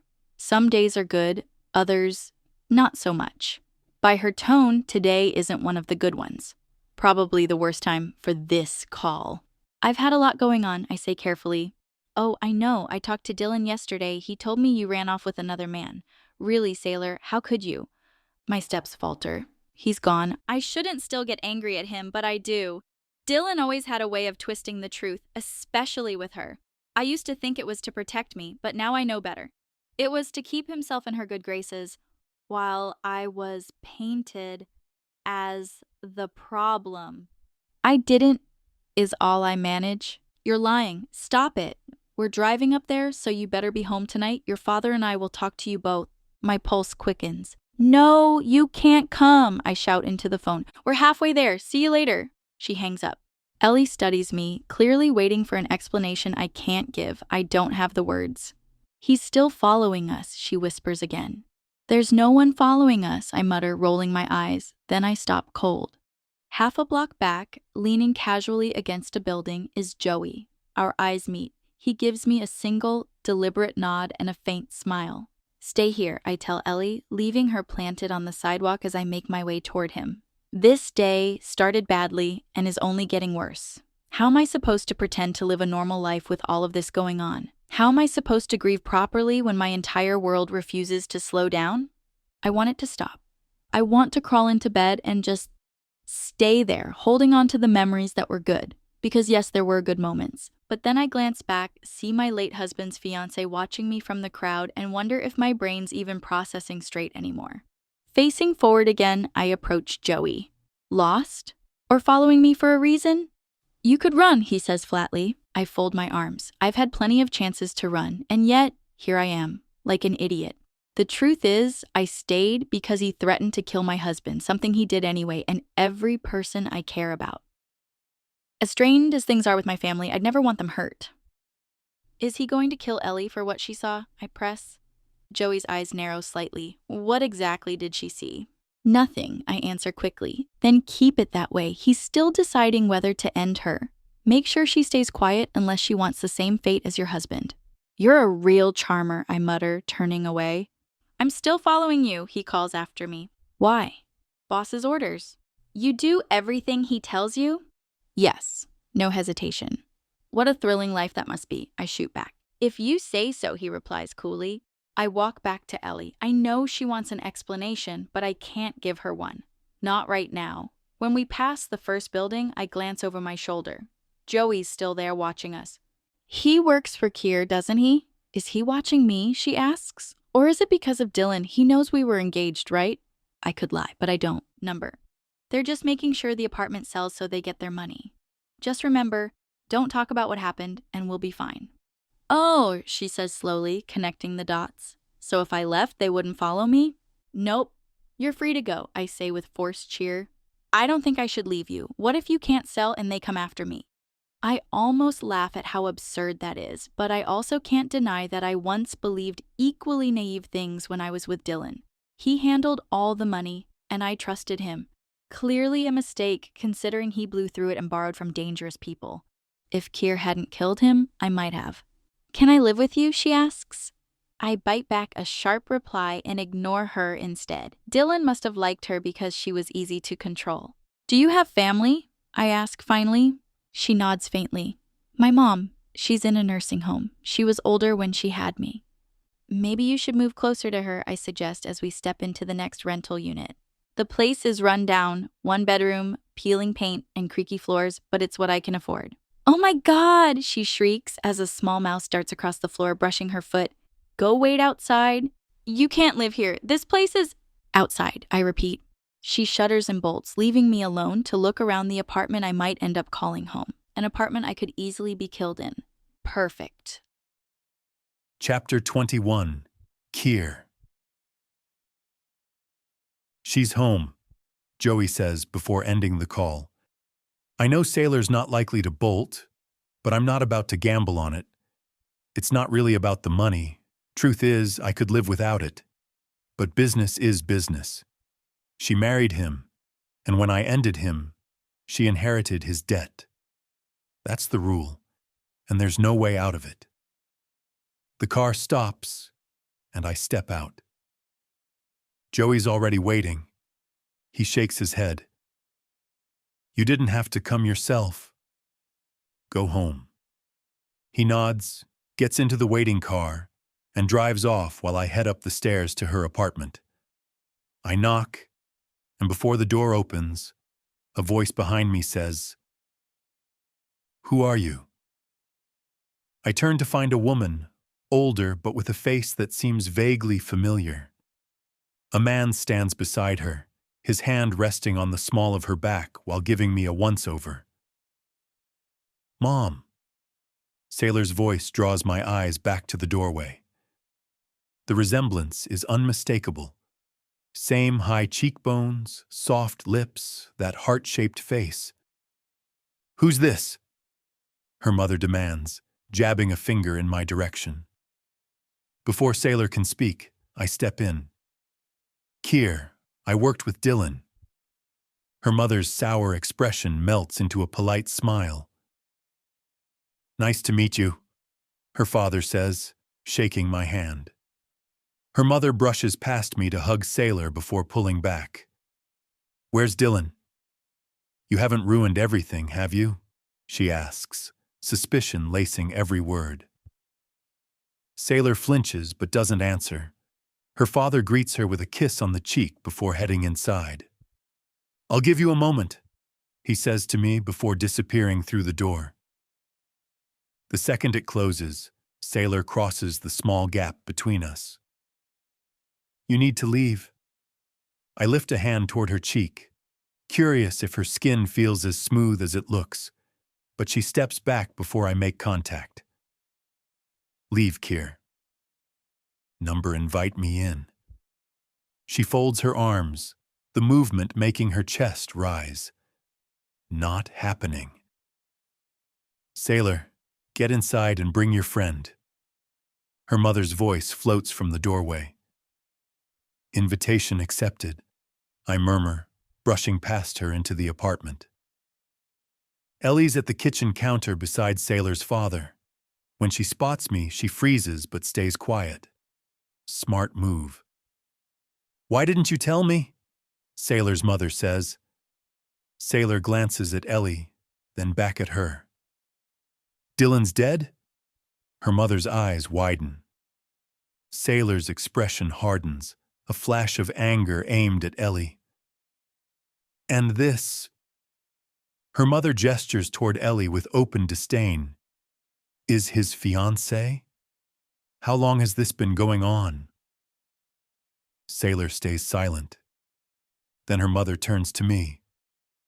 "And you're sleeping with my daughter, aren't you?" I could lie, but I don't. I simply nod. That's when Sailor storms toward me. "How dare you!" Her palm connects with my cheek so hard my head snaps to the side. I let her have that one, but now she thinks she can get away with it. Straightening, I reach for the gun at my waistband. Her parents cry out, but Sailor just smiles.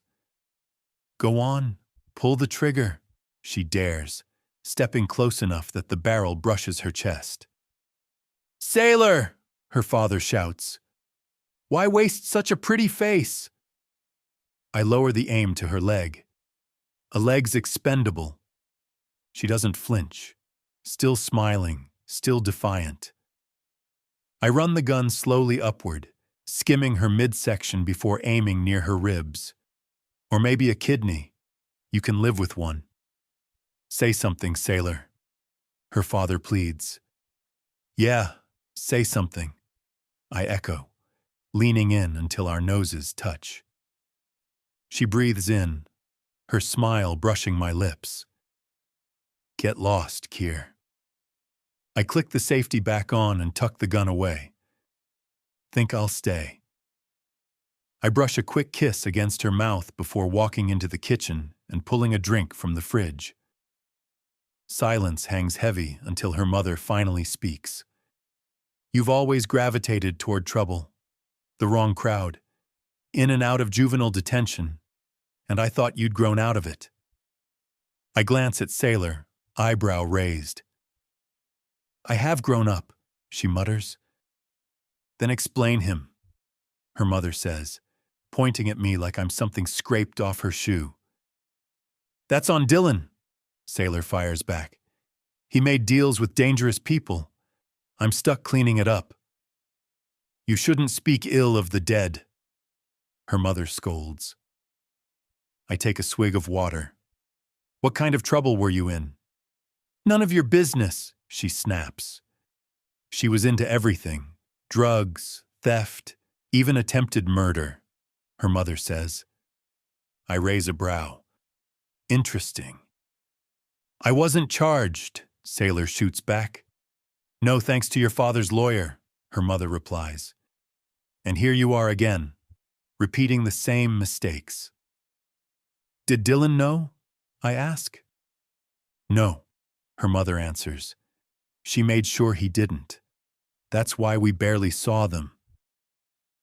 You didn't even like Dylan, Sailor says. True. He was all show and no substance. But you'd better avoid this one too, her mother warns, jabbing her finger at me. Can't argue with that, I say with a smirk. Sailor glares at me. You can leave now, she says. Number Ellie wants me to stay, don't you? I ask, fixing my gaze on her. She stammers. Actually, I think I will leave, I say. Sailor, walk me out. I smile politely at her parents. Pleasure meeting you. Once the door shuts behind us, I pin Sailor against it, my hand sliding past her waistband. Knew it, I murmur, nipping lightly at her jaw. She shoves at me. Get off me, now. We could take this to my car. Call it repayment for letting you live. She pushes harder, so I step back and lick my fingers, savoring. I'm not sleeping with you again, she hisses. Then maybe I'll kill you sooner, I say lightly. She shakes her head, opens the door, and motions for me to leave.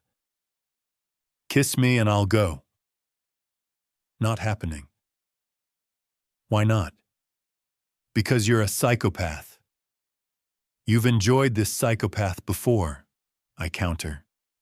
Now kiss me, or I stay. You don't even like me. True, but you're good enough in bed to keep alive. For now. She rolls her eyes. My body saved my life. Poetic. Then she leans in. I stop her with a finger to her lips, the same one I'd just used. Convince me, or I'm coming back in. She calls out to Ellie to stall, then turns back. I despise you, she says, kissing me anyway. I grip her, pulling her close, and she tries to shove my hand away. Her lips demand entry, and I grant it, pressing against her until she lets out the faintest sound. This kiss isn't soft. It's all heat, anger, and something dangerously close to desire. It's the kind of kiss that could sway a man's heart, if I let it. But I've spent years shutting out emotions like that. One woman, no matter how tempting, won't break me. Not possible. At least, I hope not. Chapter 22. Sailor. He bites my lip before pulling away, and for a brief second, I forget why I'm furious with him. Just a second, then the reason slams back into my head and I shove him off me until he finally steps back. His lips are flushed from mine, his body hard from the contact, and I hate that I'm turned on. He's dangerous, magnetic, lethal, and a killer I've slept with more than once. Worse still, I liked it. Every moment. Leave now. I'll be back later. I'll let myself in. What? My eyes widen, my hands curling into fists. No. We're not finished. I know exactly what he means. He thinks one heated kiss means I'm ready to let him back into my bed. Wrong. So wrong. I shove his chest until he's outside, then slam the door. Goodbye, Keir. His low chuckle follows me as I lock it. When I turn, my father's there. Unlike my mother, his words usually make sense. You've got a talent for picking trouble, he says. I didn't pick him, I reply. This is Dylan's mess, and I'm the one stuck cleaning it up.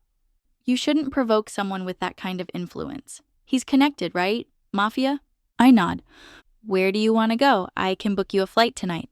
Will you come? You know your mother can't fly, he says. That's why they always travel by van. Thanks, but I need to face this or it won't go away. He kisses my cheek. I don't have much, but what I do is yours. And be careful. He's not just after the money. Before I can answer, my mother storms in with Ellie trailing behind her. Who is this fool telling me she's been living here and wearing your ring? I roll my eyes at Ellie. Really? Wrong time? Wrong audience? Dylan and I ended it a week ago. I say, she claims she's been with him for months. I shrug. Maybe she had. If he were still alive, I'd kill him myself, my mother mutters, arms crossed. The same habit I've inherited. Dylan was a good man, Ellie sobs. Yeah, sure. Good enough to owe money to criminals, cheat on his wife, and who knows what else. Did I miss anything? My mother snaps. Nope, I say. My father asks, anything else we should know? I've got to sell this place within a week to pay back what Dylan owed. Where will you go? Anywhere but here.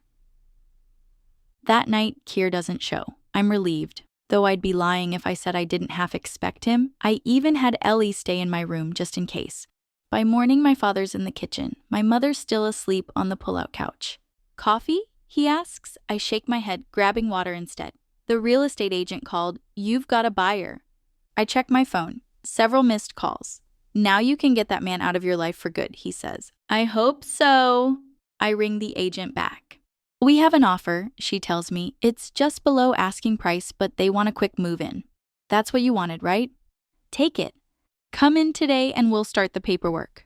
When I hang up, my father studies me. How did it get so bad with Dylan? How did it not? I reply, glancing at my phone screen, an old photo of us looking happy. We weren't. Maybe after the first miscarriage, I saw who he really was. I tried to fix things, but he wasn't as invested as I was.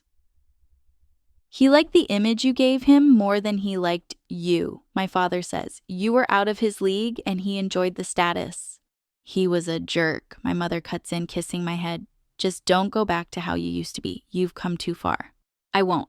I've stood my ground with Keir and I'll never let someone walk over me again. Real estate today, my father asks. Yep, and apartment hunting. Fingers crossed. You can always stay in the van, he offers. I'll be fine. At least I think I will. Later, I step off the train to find Joey waiting. You should put stalker on your resume, I tell him. He smirks but says nothing. Once the apartment sales were done, I add. He shakes his head. What? It's cute, you think he'll let you walk away? Before I can respond, I hear my name. Keir is leaning against the real estate office, sunglasses hiding his eyes. Joey walks off without a word. Lollipop? Keir greets. I ignore him and head for the door, but his hand catches my arm. Not hard, just enough to stop me. I'm coming in with you. What a privilege, I mutter. Inside, the agent greets me warmly, her smile faltering when she spots him. This is Keir, I explain. He's been helping since Dylan. Sorry again for your loss, she says. Thanks, I reply, keeping the rest of the story to myself. She outlines the deal. Buyer's offering slightly less than asking, wants you out in a week. Still a good offer given the rush. She'll take it, Keir says, before I can answer. I turn to him. Is it enough? He nods once. Where do I sign? It stings more than I expected, letting go of the place I helped choose, the one that felt like home, where I learned, lost, and built something of my own. But I'm not that woman anymore. Outside, I ask, once you have the money, you're gone, right? That's the deal, he says, holding his car door open. I don't want to. But I get in anyway. My phone rings. Megan, the rental agent. That place you saw is gone, she says, but I have another, nicer, only slightly above budget. First time it's on the market, the owners trust me to choose. I'll take it. I'll send you the details. Congrats.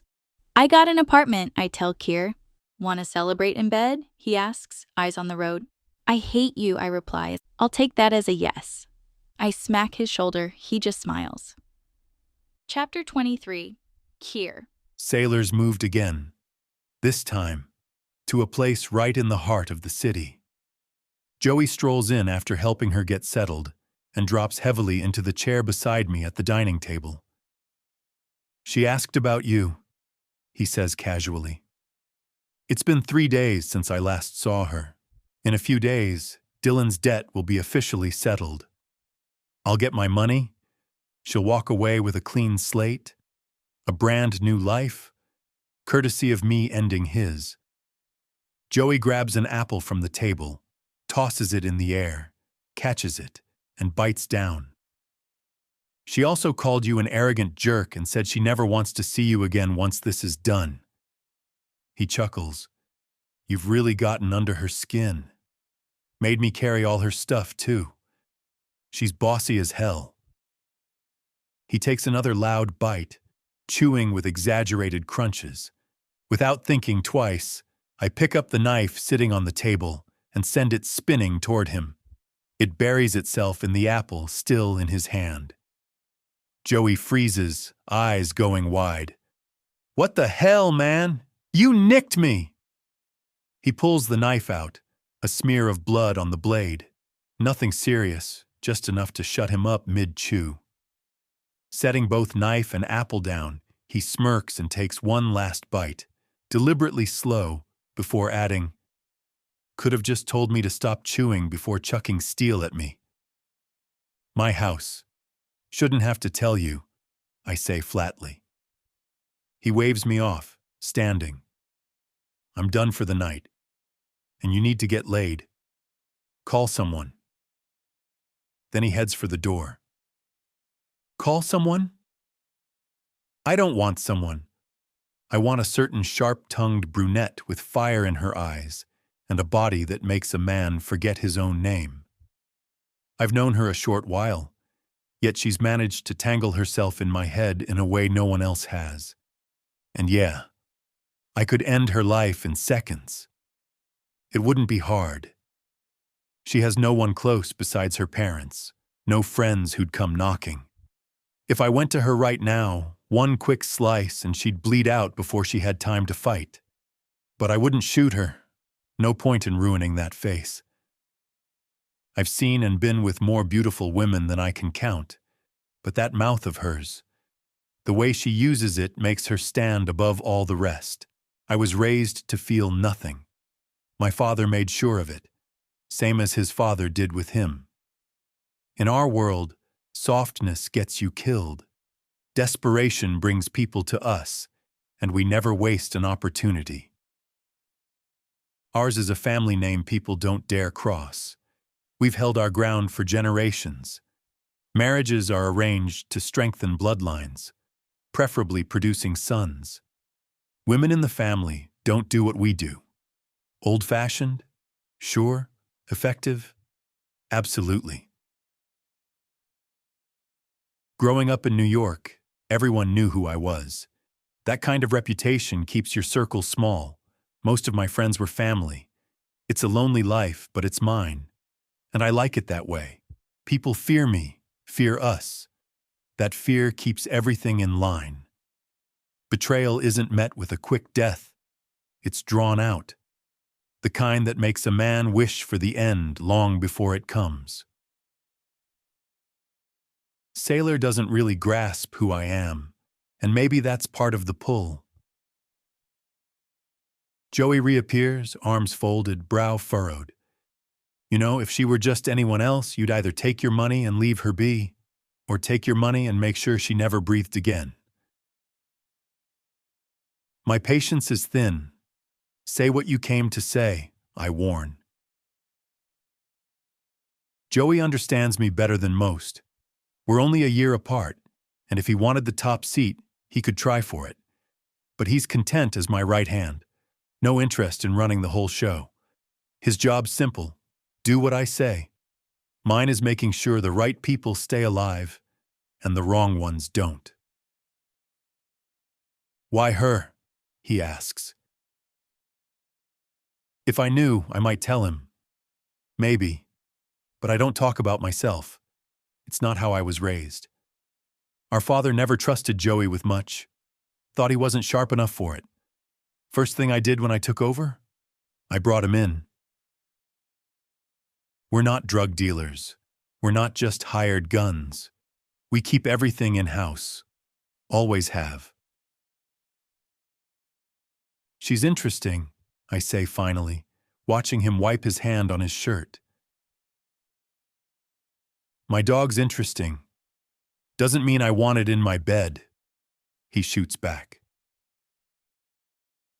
My jaw tightens. All I'm saying, he continues, is she's nice to look at, but are we done yet? You get your money in a few days. Debt's gone. You decided not to kill her. Let her go. Should I let you go too? I ask, voice low. He shakes his head, heading for the door.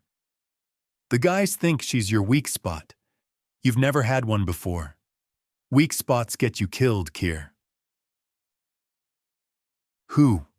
I press, smiling just enough to make the question dangerous. I'm not signing anyone's death warrant. Just thought you should know. Then keep it to yourself. Fine. But seriously, go see her already, he says, slamming the door behind him. Go see her? No thanks. Sleep with her. That's another story. And yeah, I'm already getting worked up just thinking about it. Chapter 24. Sailor. This apartment, honestly, it's everything I could have wished for. Tucked in the middle of Manhattan, somewhere I'd never imagine affording, and yet here I am, wandering through my cozy but stunning two-bedroom place. When the agent first brought me here, I almost laughed, convinced she'd made a mistake with the rent. Who in their right mind would give up a home like this for what I'm paying? The truth is, I'm going to have to figure out a plan for when my 1-year lease ends. For now, though, living here feels like a dream I don't want to wake from. Back when Dylan and I were searching for a place, we never even looked at anything this upscale. We knew the price tag would be too far out of reach. But according to the agent, the owner wanted to pay it forward and spout art is way beyond doing something nice, and I can't figure out why anyone would willingly lose out on this much money. Not that I'm questioning it too hard. If someone wants to hand me the keys to paradise, I'm not about to turn them down. When my parents helped me move in, with Joey's help hauling boxes, they were just as shocked as I was. The view is breathtaking. Every single window stretches from floor to ceiling, framing the city skyline like art. At night, the buildings light up in a patchwork of colors, and it feels like I'm living inside a postcard. The building itself is immaculate, with tight security. No one gets past the lobby without a key card. The place even came partially furnished and not with cheap stuff either.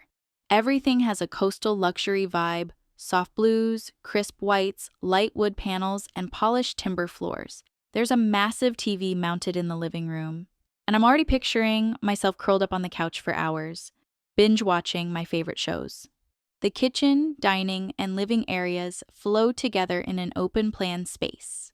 The kitchen's fitted with a long island bench, sleek appliances, and even a dishwasher. Both bedrooms are tucked to the side, each with its own gorgeous ensuite. The master has a king-size bed piled with so many pillows, it feels like something out of a magazine. The only catch? If I want to stay here after my lease runs out, I'll need more income, which means getting a second job is non-negotiable. Joey grumbled the whole time he carried my heavier boxes, and thankfully, Keir didn't show up. My parents are relieved about that. Honestly, I am too, I think. It's been over a week since I've seen either of them. Joey's not lurking around anymore, and when I go out, no one's shadowing me. For the first time in a while, it's just me. My parents headed back on their road trip, and Ellie, who somehow has friends, moved in with one of them. Getting her to leave was a process. She tried to convince me to let her stay here. I said no. I grabbed my bag and head for the door. 2 job interviews lined up today, and I'm determined to land at least one. But when I open the door, Keir is standing there, fist mid-air, ready to knock. He's in a suit, expression unreadable, all business as usual. Keir, I greet him, forcing a polite smile. This should be the last time I see him. He's got his money and we're done. You going out? He asks. Interview, I reply. Heading out now, so I'm not late. Interview? Why? You already work. Locking the door behind me, I step past him. It's just me now, and I want to be able to afford to stay here once my lease is up. He nods slightly. Joey mentioned your arrangement. This is the first time our conversation hasn't felt like a battle of wills. Exactly. If I can land a second job, I can save enough to keep living here. We walk to the elevator together and he steps inside with me when the doors slide open. Why are you here? I ask, staring straight ahead. Around him, my self-control gets unreliable. I'm throwing a party for Joey. He wanted you invited. It's in a month. That catches me off guard. I didn't know he liked me. He usually just grunts and walks away. Joey's complicated, Keir says. Must run in the family. I smirk as the doors open. He actually laughs. Yeah, it does. Outside, the cold air makes me pull my jacket tighter. Keir's car waits at the curb, but I stop. Do you even want me there? We're done. I've paid you back. I don't owe you anything. Correct, he says firmly. Then why? His answer is blunt. Joey asked. Sure, if that's the best you've got. I turn to walk away. I want you there, he says, voice low but certain. It's better when you're around. That makes me stop. I turn back, hair whipping in the wind. You killed my husband, Keir. It's been less than 2 weeks. Stay away from me. I walk away before I can second guess it. Later that day, I get the news. I got both jobs. One is at a bookstore during the day, which still leaves room to keep my existing clients. The other is at a small bar in the evenings. It's tiring, sure, but I get 1 day off each week, and those are my sanctuary days. Spent doing absolutely nothing but lounging on the couch, eating whatever I want, and watching that glorious big screen TV. And I love every second of it. Last week, I went through the box of Dylan's belongings. I kept a few things, small pieces of him that still mean something, despite everything. I loved him once. I won't pretend otherwise. I poured myself into saving our marriage while he seemed intent, maybe even determined to tear it apart. The past month has been heavy with tears, wondering if I could have been someone different, wondering if that might have changed anything. But deep down, I know the truth. No matter what I did, we were never meant to last. He was never going to change, and we were never destined to grow old together. The official invite to Joey's birthday arrived last week. It's been stuck to my fridge ever since, staring back at me every time I get home from work.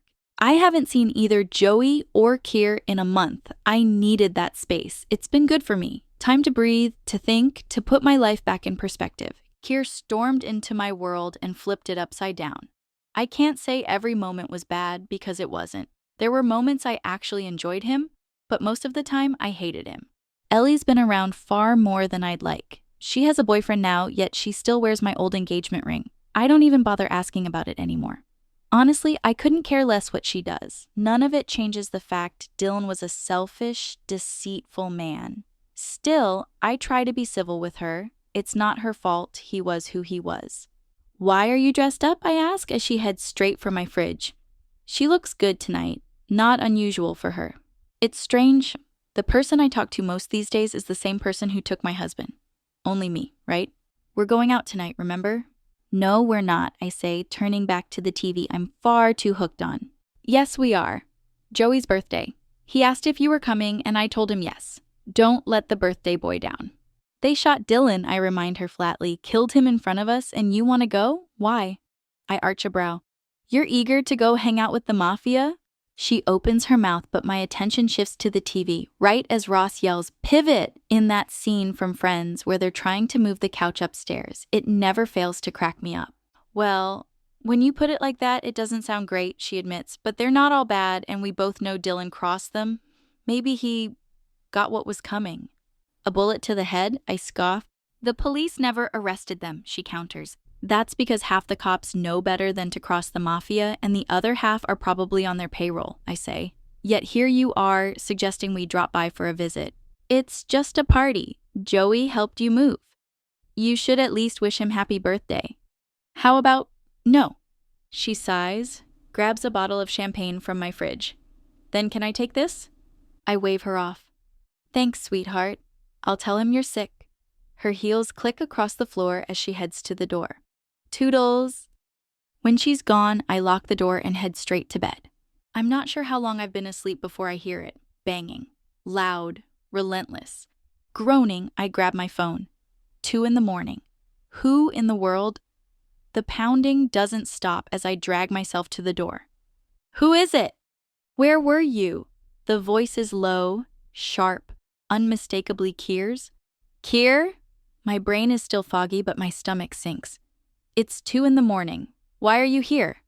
Open the door. Number go home. I'm sleeping. My life right now is basically work, eat, collapse, repeat, and I'm fine with it. I start heading back to my room, but he bangs on the door again. I'll knock all night, he warns. Think your neighbors will like that? Or should I let the super know? Maybe he'll kick you out. The nerve of this man. I storm back, yank the door open. He's standing there, hands braced on either side of the frame, filling the space with his presence. How dare you, I snap. Just leave, Keir. His jaw shifts side to side, and for a moment, I catch myself watching the movement, almost hypnotized. I shake it off. Joey's waiting for you, he says. I was asleep. And now you're awake, he replies smoothly. The party's just starting. Get dressed. No. My arms cross over my chest. He steps inside, shutting the door behind him, shrinking my spacious apartment into something that feels claustrophobic. His scent, a mix of expensive cologne and something darker, wraps around me. I hate that I notice how good it is. You should leave. Now. You should get dressed. I mean, you could wear that. His gaze drops to my oversized t-shirt. But I'd suggest something else. When I look down, I realize the shirt's ridden up. If I move the wrong way, he'll see far more than I want him to. I tug it down, but his smirk stays. Like I said, I'll wait. It's 2 a.m, I protest. It's midnight, he corrects. I glance at the microwave. Midnight. Great, I've only been asleep 2 hours. You're not leaving until I say yes, are you? Nope. What would it take to make you go? He tilts his head, eyes running over me again. You could sleep with me, or... His smirk deepens. You could get on your knees. Yeah, not happening. I'd rather get dressed.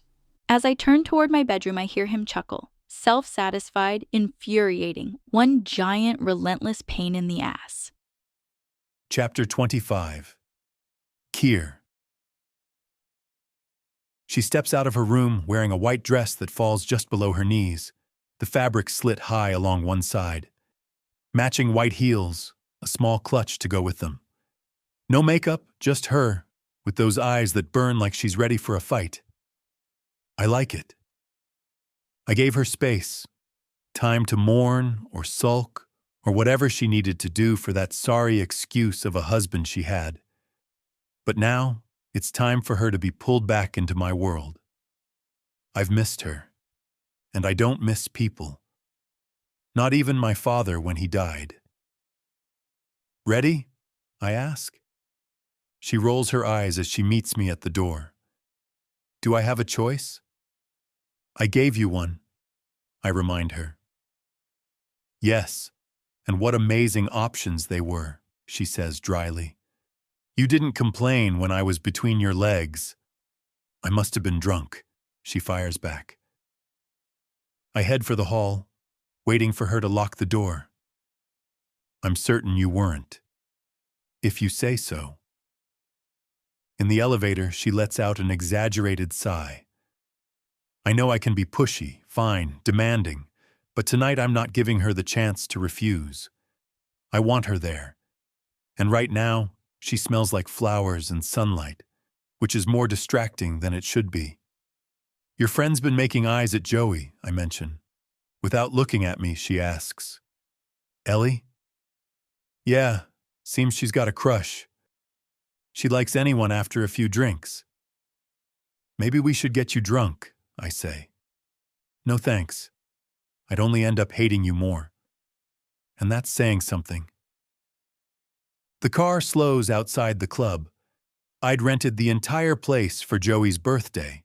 Not difficult, since I have the owner in my pocket. A club? She says, eyes narrowing. You didn't read the invitation. Number I wasn't planning to come because I didn't want to see you. Yet here we are.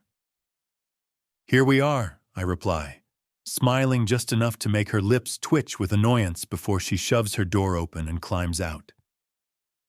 She reaches the entrance first, where the bouncer blocks her path.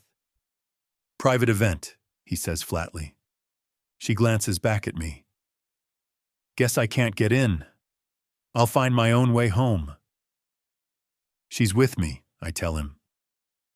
The bouncer steps aside, holding the door. I offer my hand. She ignores it and storms past.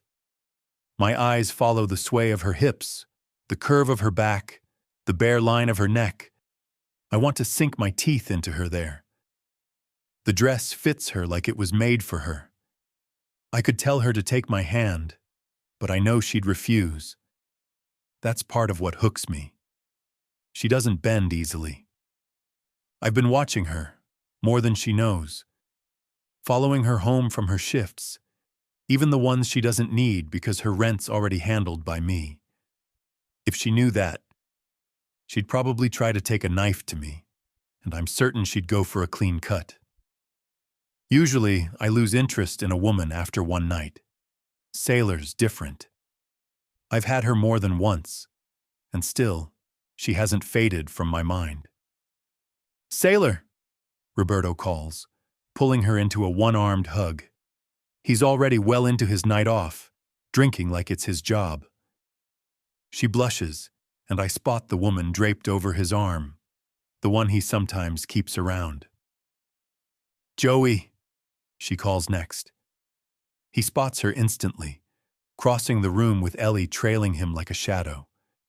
The place is full of familiar faces. I dislike all of them, except her. Joey hugs her, she pats his shoulder, and Roberto grins. Boss dragged you here. He did, she says, cutting a glance my way. Isn't he just the sweetest?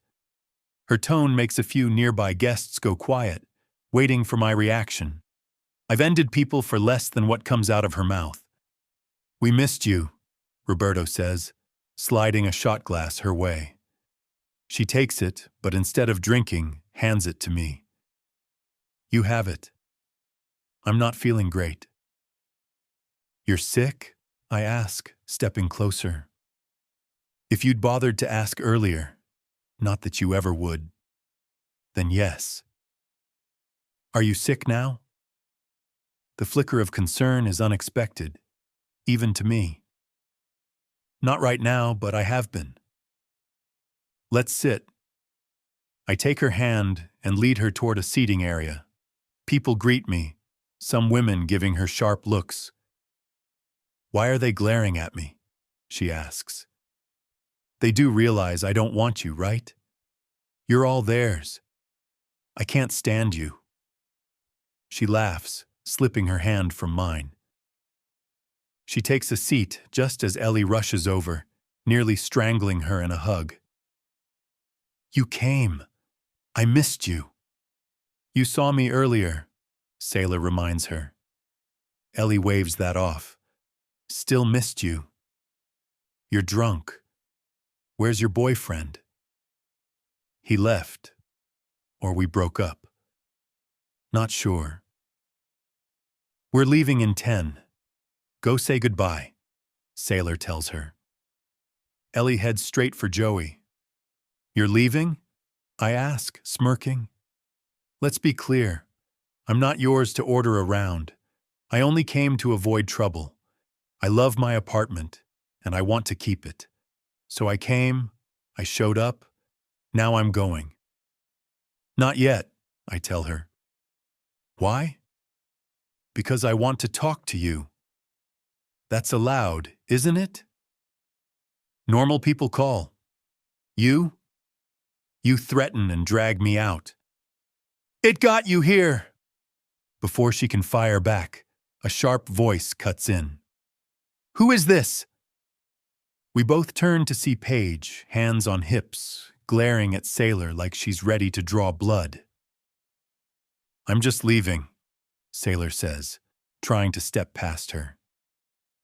Sure you are, but I asked you a question. Who are you? Sailor looks her over, then says, Move. Paige shoves her shoulder, and that's the moment Sailor snaps. I've never seen her like this, not even with her ex. She grabs Paige's ponytail, yanks it hard enough to make me flinch, and twists until Paige stumbles. Touch me again, and you'll regret it. First Amendment? Leaving? She shoves her away, and when she lets go, there's a chunk of Paige's hair in her hand. Paige turns on me, outraged. What are you doing? Get rid of her. She could have hurt me. You're supposed to protect me, Keir. I'm having your baby. Sailor looks at me, brows furrowed. Paige keeps yelling, and I just stand there as Sailor shakes her head and walks out. Keir. Chapter 26. Sailor. A baby. And yet, he's showing up at my door in the middle of the night like he owns the place. Who does he think he is? Sailor. Ellie grabs my arm, but I shake us off and keep heading for the exit. Her heels click against the pavement as she hurries after me. Sailor, wait up. I'm tired, I'm going home, I tell her flatly. Why? You just got here. Before I can respond, Joey steps outside into the cool air, a cigarette dangling between his fingers. I'm half turned toward the street, waving for a taxi, desperate to get back to the bed I was dragged from. Heading out already? He asks, flicking his lighter. Yes. I keep scanning the road. Why do taxis disappear the moment you actually need one? You only just arrived. Come inside. Have a drink. The club door opens again and out steps her. Black dress, heavy makeup, hair pulled high. The moment she sees me, she starts heading over. Of course. But this time, she stops a few steps away. You have no idea whose shoulder you just grabbed, do you? She says. I turn my back to her. I'm not in the mood for this. You ignoring me, you scrappy little brunette? She taunts. I decided a month ago I was done swallowing other people's garbage. I took enough of that during my marriage. So when this, whatever she is, comes at me again, it takes real restraint not to break her nose. Wow, Joey says, stepping between us. Paige, calm down. Sailor's leaving. That woman put her hands on me, Paige shrieks. Joey glances down at me, surprised. Didn't know you had that in you. Joey, Paige snaps. Relax, I'm sure she didn't mean it. Oh, I meant every word, I reply evenly. You get in my face again, you'll regret it. Joey's biting back a grin when Keir appears at the club entrance. Something about the look on his face is different, sharper. A cab pulls up beside me, and I seize the moment, sliding in without hesitation. Ellie jumps in right after. Keir's long strides eat up the distance between us, but I lean forward and tell the driver, go. The tires squeal, and as we pull away, I glance back just long enough to see Paige step in front of him, yelling, Not my problem. Ellie shifts beside me. Can I crash at your place? I've got work in the morning. I'll have the driver take you home.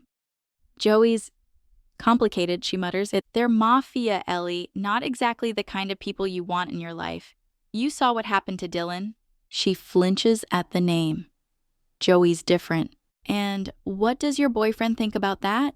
She waves the question away as the car slows in front of her building. For everything that happened, I'm glad I got you out of it. She leans in for a hug, avoiding my question entirely. I'm still not sure if she actually left her boyfriend or if that was just something she blurted out when drunk. I like Ellie, but only in small doses. We're total opposites, and I think it's better that way. I wave as she disappears inside, then the driver takes me the rest of the way. When I reach my floor, there he is, leaning against the wall by my door, head down, scrolling through his phone. Of course. What are you doing here? I ask, keeping my distance. If I get too close, he'll find a way to invite himself in. Making sure you got home safe. I'm home. You can leave now. I motion toward the elevator. Or, he says, we could have a drink and talk. Nope, not in the mood. Some guy dragged me out of bed for a pointless party. Then I find out he's about to be a dad. Yet here he is waiting at my door. For what? A hookup? Not happening. She's not pregnant with my kid, he says, jaw tight. I was standing right there when she said it, I remind him. She was talking about later, not now. A future baby? I echo, narrowing my eyes. A light clicks on down the hall and a door opens. Are we being too loud? Look, can we do this another night? I'm tired, it's late. No, you need to hear this. She's not pregnant. But she's planning to be, I press. We can talk inside, he offers. I want you gone, Keir. I know you're not used to people saying that, but I don't want you here. Any decent man would respect that and leave. I'm not just any man, he says. No, you're an arrogant one, but I still need sleep. I went to your party like you insisted, and now I'm going to bed. So, go. If you agree to see me tomorrow, I'll leave now. Don't bother saying you work. I know you're off tomorrow, or today, technically, he says, glancing at his watch. It was today the second you woke me up, I snap. Then today it is. He nods like it's settled. I didn't agree to anything. He starts backing toward the elevator, then pauses. So, you want me to stay? I want you gone. I'll see you later, lollipop. Sleep well. I stay frozen in place until the elevator doors close behind him. Then I slip back into my apartment, still in my dress, and collapse face first onto the bed. More knocking. One day my door is going to give up from all this pounding. Rubbing my eyes, I wonder if I'm having déjà vu. I check the time. Midday. Wow. I never even moved from where I fell asleep. With a groggy stumble, I brush my teeth, then shuffle to the door, already knowing who's on the other side. Who is it? Do you really have to ask? Yes. Open up, lollipop. With a sigh, I turn the handle. Keir stands there holding 2 coffee cups and a small takeout bag. The rich scent hits me instantly, and my stomach growls in betrayal. You're feeding me now? I ask, reaching for the bag. Inside, an almond croissant, my favorite. I take a big bite, close my eyes, and actually let out a small hum of satisfaction. I'm keeping both, I declare, spotting a second pastry inside. He hands me one of the cups, and the smell of hot chocolate drifts up to greet me. Perfect. You didn't change clothes? His brow furrows as he studies me. Told you I was tired. I passed out the second I walked through the door. He steps inside without waiting for an invitation, trailing me into the kitchen. I perch on a stool, eating in peace, or trying to, while his gaze stays locked on me. Maybe quit one of your jobs, he suggests. Easy to say when you were born rich, I counter, taking another bite. He doesn't argue, just watches. The way he looks at me feels invasive, like he's seeing parts of me I never meant to show. Fair enough, he finally says, circling to the other side of the counter, leaning forward with his palms braced. Ask your questions. You're having a baby? He takes a sip of coffee before answering. Not yet. I blink. What does that even mean? It means one day she will be pregnant with my child, just not now. Let me guess, you'll still have extras on the side when that happens? Because if that's the plan, you should know she's not going to want to share. And for the record, I would never sign up for that. I don't imagine you would. His smile is small, unreadable. Our marriages are arranged by the families, he explains. That's ridiculous. It ensures the bloodline continues. Your mother was picked too? Yes, my grandfather chose her for my father. You realize how messed up that is, right? He nods once. Does this woman even want to be with you? It would be an honor for her to have my child. I set my hot chocolate down and stare at him. Why bring a kid into a life like yours? His jaw tightens. You really think so little of me? I wouldn't choose to be with you or raise a family with you, knowing exactly who you are. You don't know me. His voice rises just slightly, a warning edge creeping in. Then why are you here? Because we need to talk. Then talk. He holds my gaze. He's good at it too, probably because he's used to being the one in control. the one no one challenges. I want to see you more. I blink. Come again? You and me, I want to see you more. That's not what I expected. Not from a man I haven't seen in a month unless he wanted something. I shake my head. Maybe you should be saying this to your future wife? It's not her I want.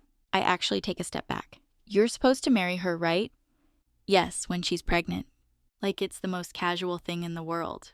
And I'd be what? A side piece? No. Then what? I throw my hands up. Never mind. I'm not playing this game with you. You should leave. Close the door, sailor. We're not finished. Oh, we are. I point to the open doorway. That's your exit. He smirks, and the look sends a chill up my spine. Not really your place to throw me out, is it? Considering... My stomach tightens. Considering what? It's mine, he says, smug as ever. Chapter 27. Keir. Her expression goes rigid. The front door clicks shut, and the color drains from her face. What did you just say? She demands, stepping closer. You honestly thought someone in New York would hand over a place like this out of pure kindness? I ask. Her cheeks flush, but not from embarrassment. This is fury, the kind that burns hot and fast. Her breathing quickens, and her sharp arm gestures tell me I've hit a nerve. You've been pulling strings behind my back this whole time? Her voice shakes with anger. Not pulling strings. Helping. That is control, Keir.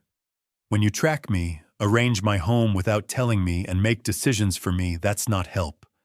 That's control. She shakes her head, disbelief clear in her eyes. How could you? She storms into the kitchen, grabs a knife from the counter and marches back, pressing the blade against my neck. I don't move. I let her close the distance. Too close. It's been too long since she's been in my space like this. I should gut you right here and end this. I push the blade aside with my palm, letting the edge bite into my skin. Believe it or not, this was to protect you. The knife clatters to the floor, and before I can react, her palm smashes against my cheek, hard enough to make my head whip to the side. I rub my jaw, meeting her glare. I've ended people for less, I warn. Her eyes don't flinch. Go ahead. I dare you. My hand moves to her throat, fingers tightening. She doesn't pull away. She laughs, of all things. You're as twisted as I am. Number, I'm worse. Maybe I'll cancel things with Paige and make you the one to give me children. I smirk. Her nails dig into my hand. Joke's on you, I can't have kids. So go ahead, try all you want, your family line ends with you. I lean in, pressing my lips to her cheek, kissing it once before nipping at her ear. I'm not touching you, she says, breath uneven. No one asked you to. My grip tightens, but then her hand surprises me. It slides between us, resting over me. My gaze drops, then returns to her smirk. Let go, and I will too, she challenges. Not happening. I growl, brushing my lips against hers. She squeezes harder. Keep pushing, and I'll make sure you never use it again. You could try, but what a waste that would be. Her eyes roll. Already is. Give me children, I say again. Her hand drops, and she steps back. Number. What part of that do you not understand? A knock at the door interrupts us. She answers to find a delivery man with a package, another pair of expensive shoes. She rips the box open, her eyes narrowing. I'm not for sale. Everyone has a price. The box sails past my head, hitting the wall. That hurt me more than it hurt you, she mutters, and I know she means because she actually likes them. Say yes to me and you'll never worry about bills again. You'll have the home, the clothes, everything, even marriage. And when you get bored, you only want me because I push back. What happens when I stop? You'd kill me like you've killed others. I would never kill you. And it's true, though I've tried convincing myself otherwise. You can't even say what you'd do if I crossed you. That says enough. She turns and walks toward her bedroom. Show yourself out. The slam of her door makes the wall rattle. My phone buzzes. Roberto. Paige is here, he says. I'm busy. There's muffled movement. Then Paige's voice cuts through loud and sharp. Keir, my clock is ticking. It's time to grow up and be a father. Not now. You're with her, aren't you? She snaps. I hang up before she can keep going. The shower's running behind the bedroom door. I wait until it stops before stepping inside. Her dress is folded neatly on the bed. I sit, waiting. She emerges wrapped in a towel, eyes narrowing the moment she sees me. You really don't take a hint. I always get what I want. You've already had me, now leave.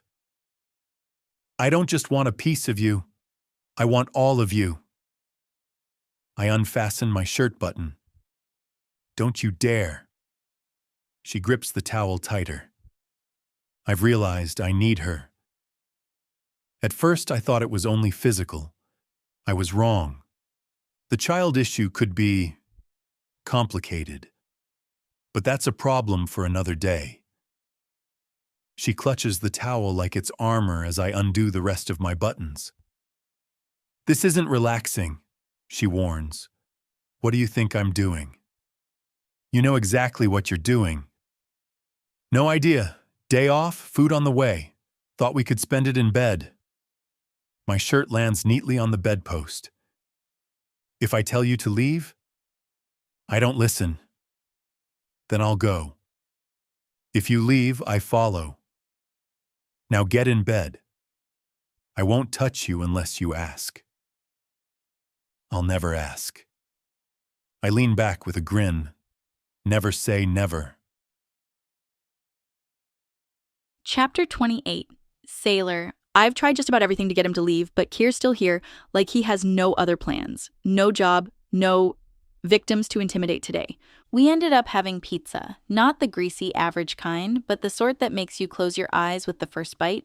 I haven't treated myself to takeout in ages, too focused on saving every dollar. Why aren't you charging me full rent? I ask, side-eyeing him as we watch the horror movie I picked.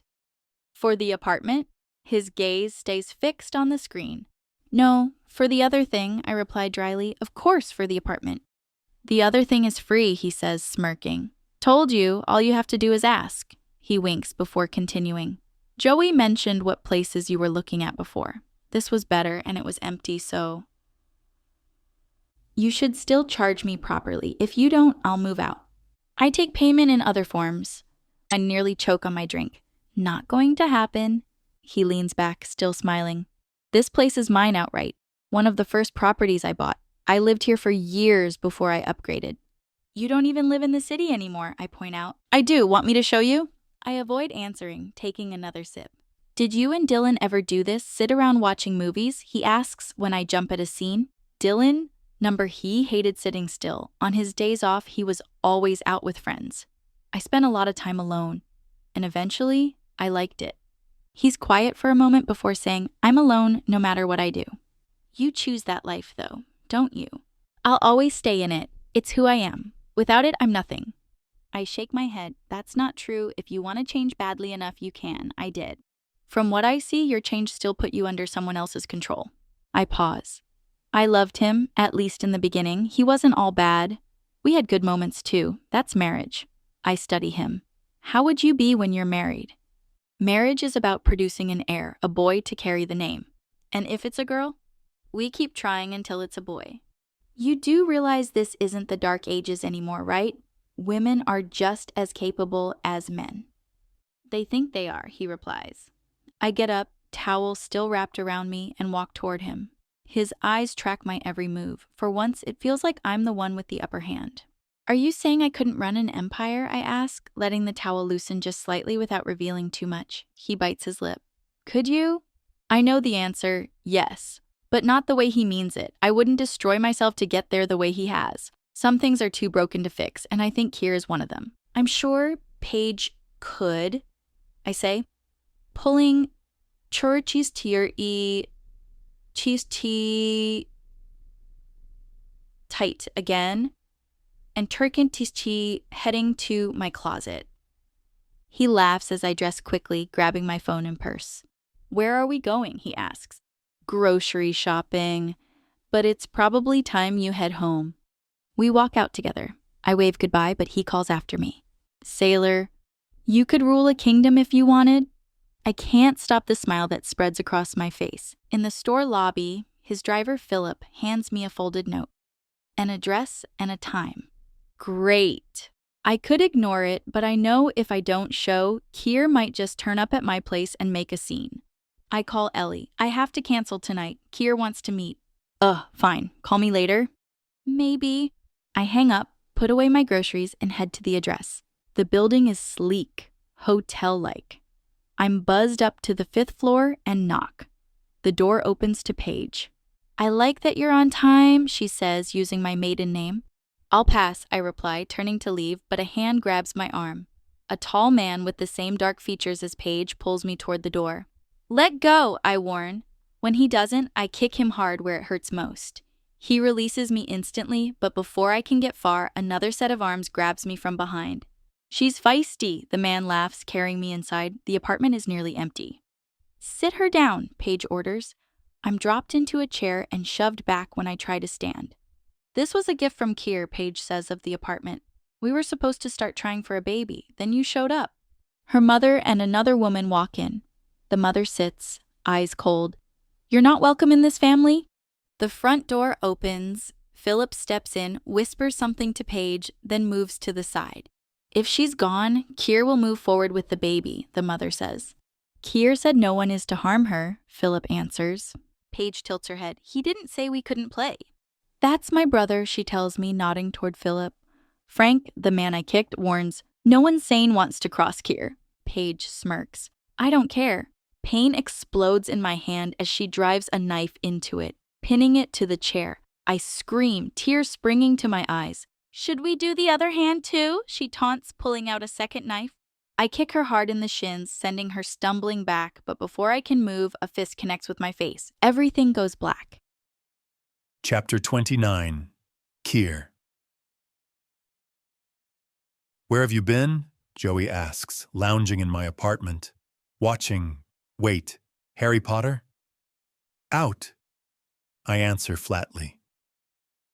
You smell like her, he says, no doubt referring to Sailor. By the way, your fiancé is furious and asking a ton of questions. I couldn't care less. You should. She's unhinged. And so is her family. Philip walks in carrying food. Joey greets him with a nod before focusing back on the TV. You do have your own place, don't you? I ask Joey. I do. But you missed quite a day. I was going to tell you earlier, but then I got sucked into this movie. The Wild Brunette's my favorite. He smirks. Just like you, how's your wild brunette? She's fine. You actually like her. You don't like anyone. So, what's your move? I grab 2 bottles of water, tossing one to him before taking a seat. I have no idea.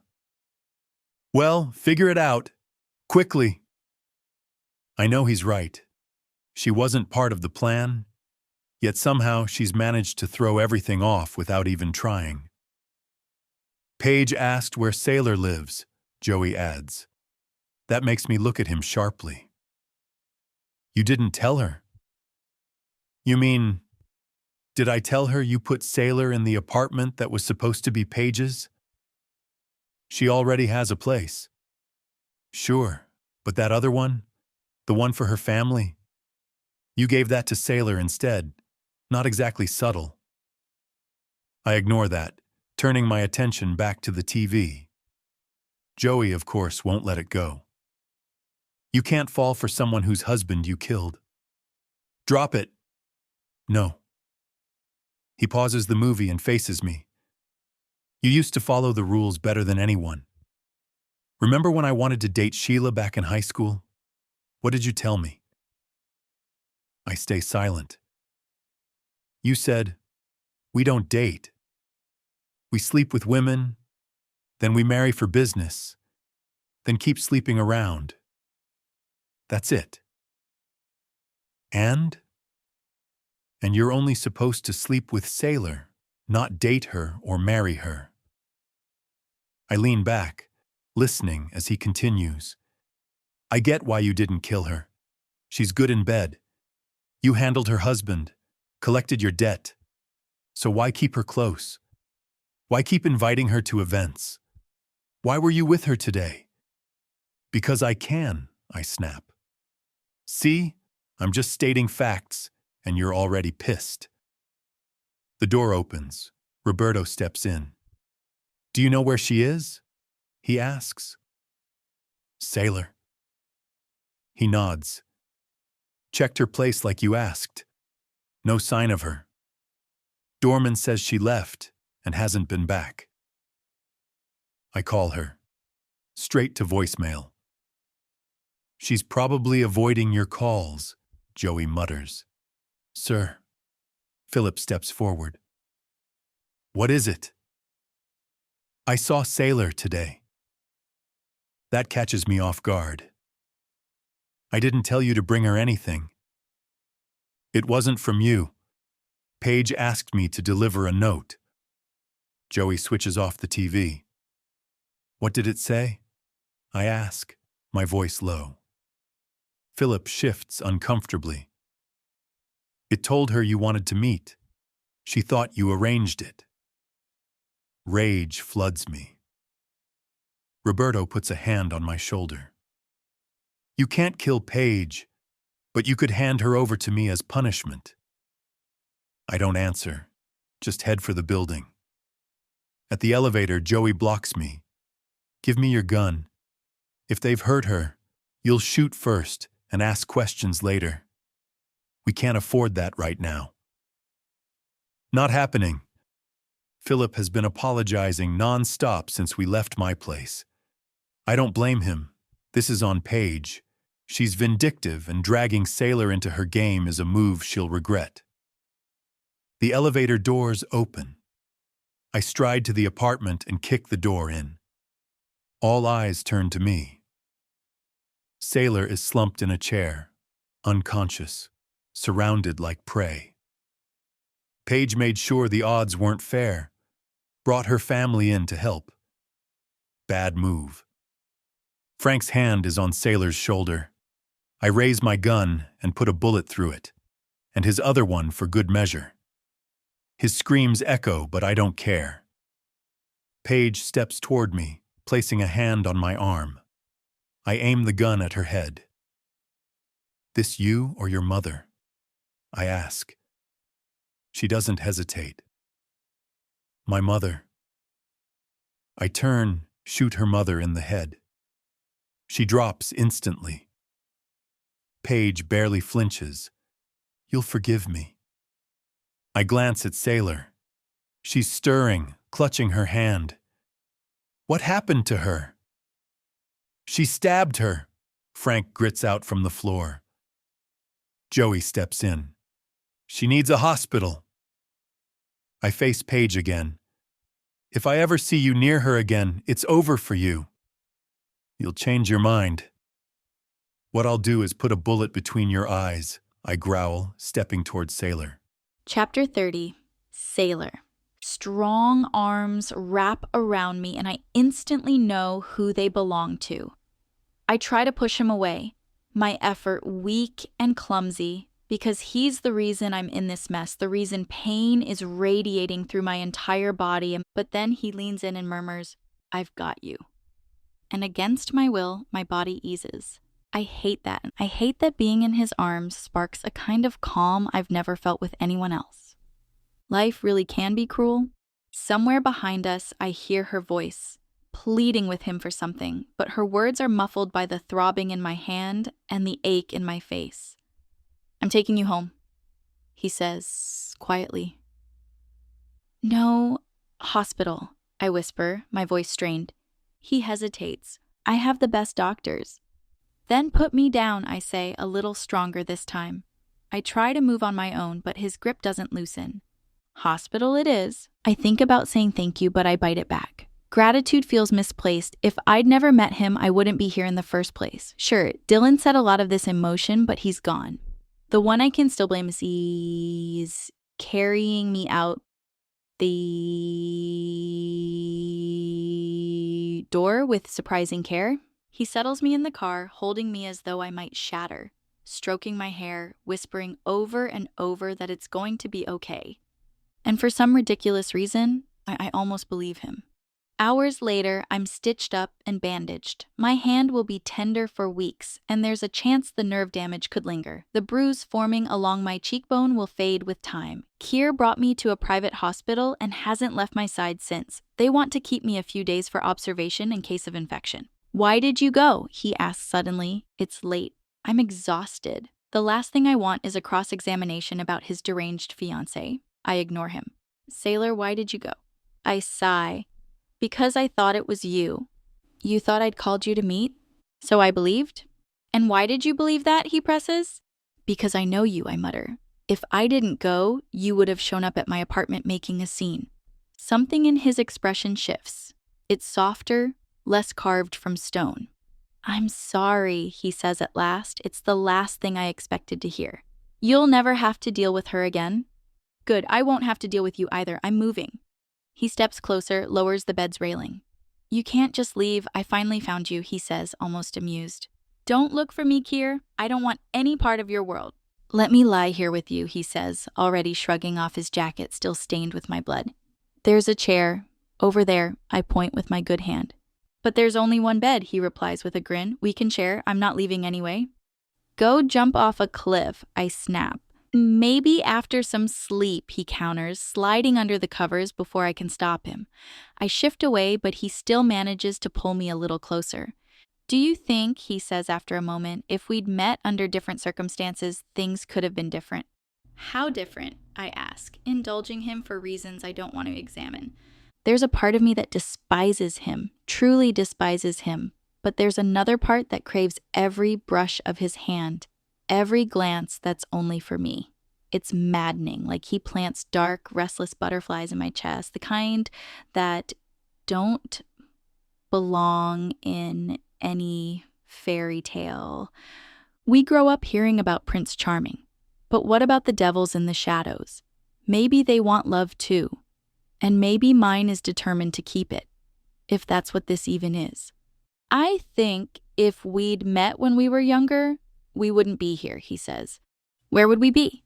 "Anywhere but this place," he murmurs, holding me tighter. He kisses the top of my head, then tilts my chin and presses his lips to mine. And somehow, I let him. His touch is both gentler and more dangerous than anyone else's. Tonight, it's gentle. I tell myself it's the medication clouding my judgment as I kiss him back. "My mouth is sore," I say, pulling away. He studies me, then nods, kissing the crown of my head before turning on the TV. I rest against him despite myself and drift into sleep. It's one of the deepest sleeps I've had in months. Must be the drugs. When I wake, I hear low voices, Joey talking to Keir. They both fall silent when they realize I'm awake. I rub my eyes and pull away from his shoulder, sitting up. What's going on? "Your parents are here," Joey says casually. My gaze shifts to Keir. "You called my parents?" He nods once. Joey just shrugs like it's no big deal. "Oh my God, get out of the bed." I shove at him with my good hand, but it's a pathetic attempt. He only chuckles at my effort before leaning in to press a kiss to the top of my head. Then he starts to climb out. But before he's fully upright, the door swings open, and my parents walk in. The horror on their faces is instant. "You're still around him? After everything?" my mother demands, shaking her head in disbelief. In her defense, he's a hard one to shake, Joey pipes up. They both turn to stare at him and he just grins. Please leave, I tell Keir firmly. He nods, slips into his jacket, and heads for the door with Joey. I'll be back later, he says with a wink before disappearing.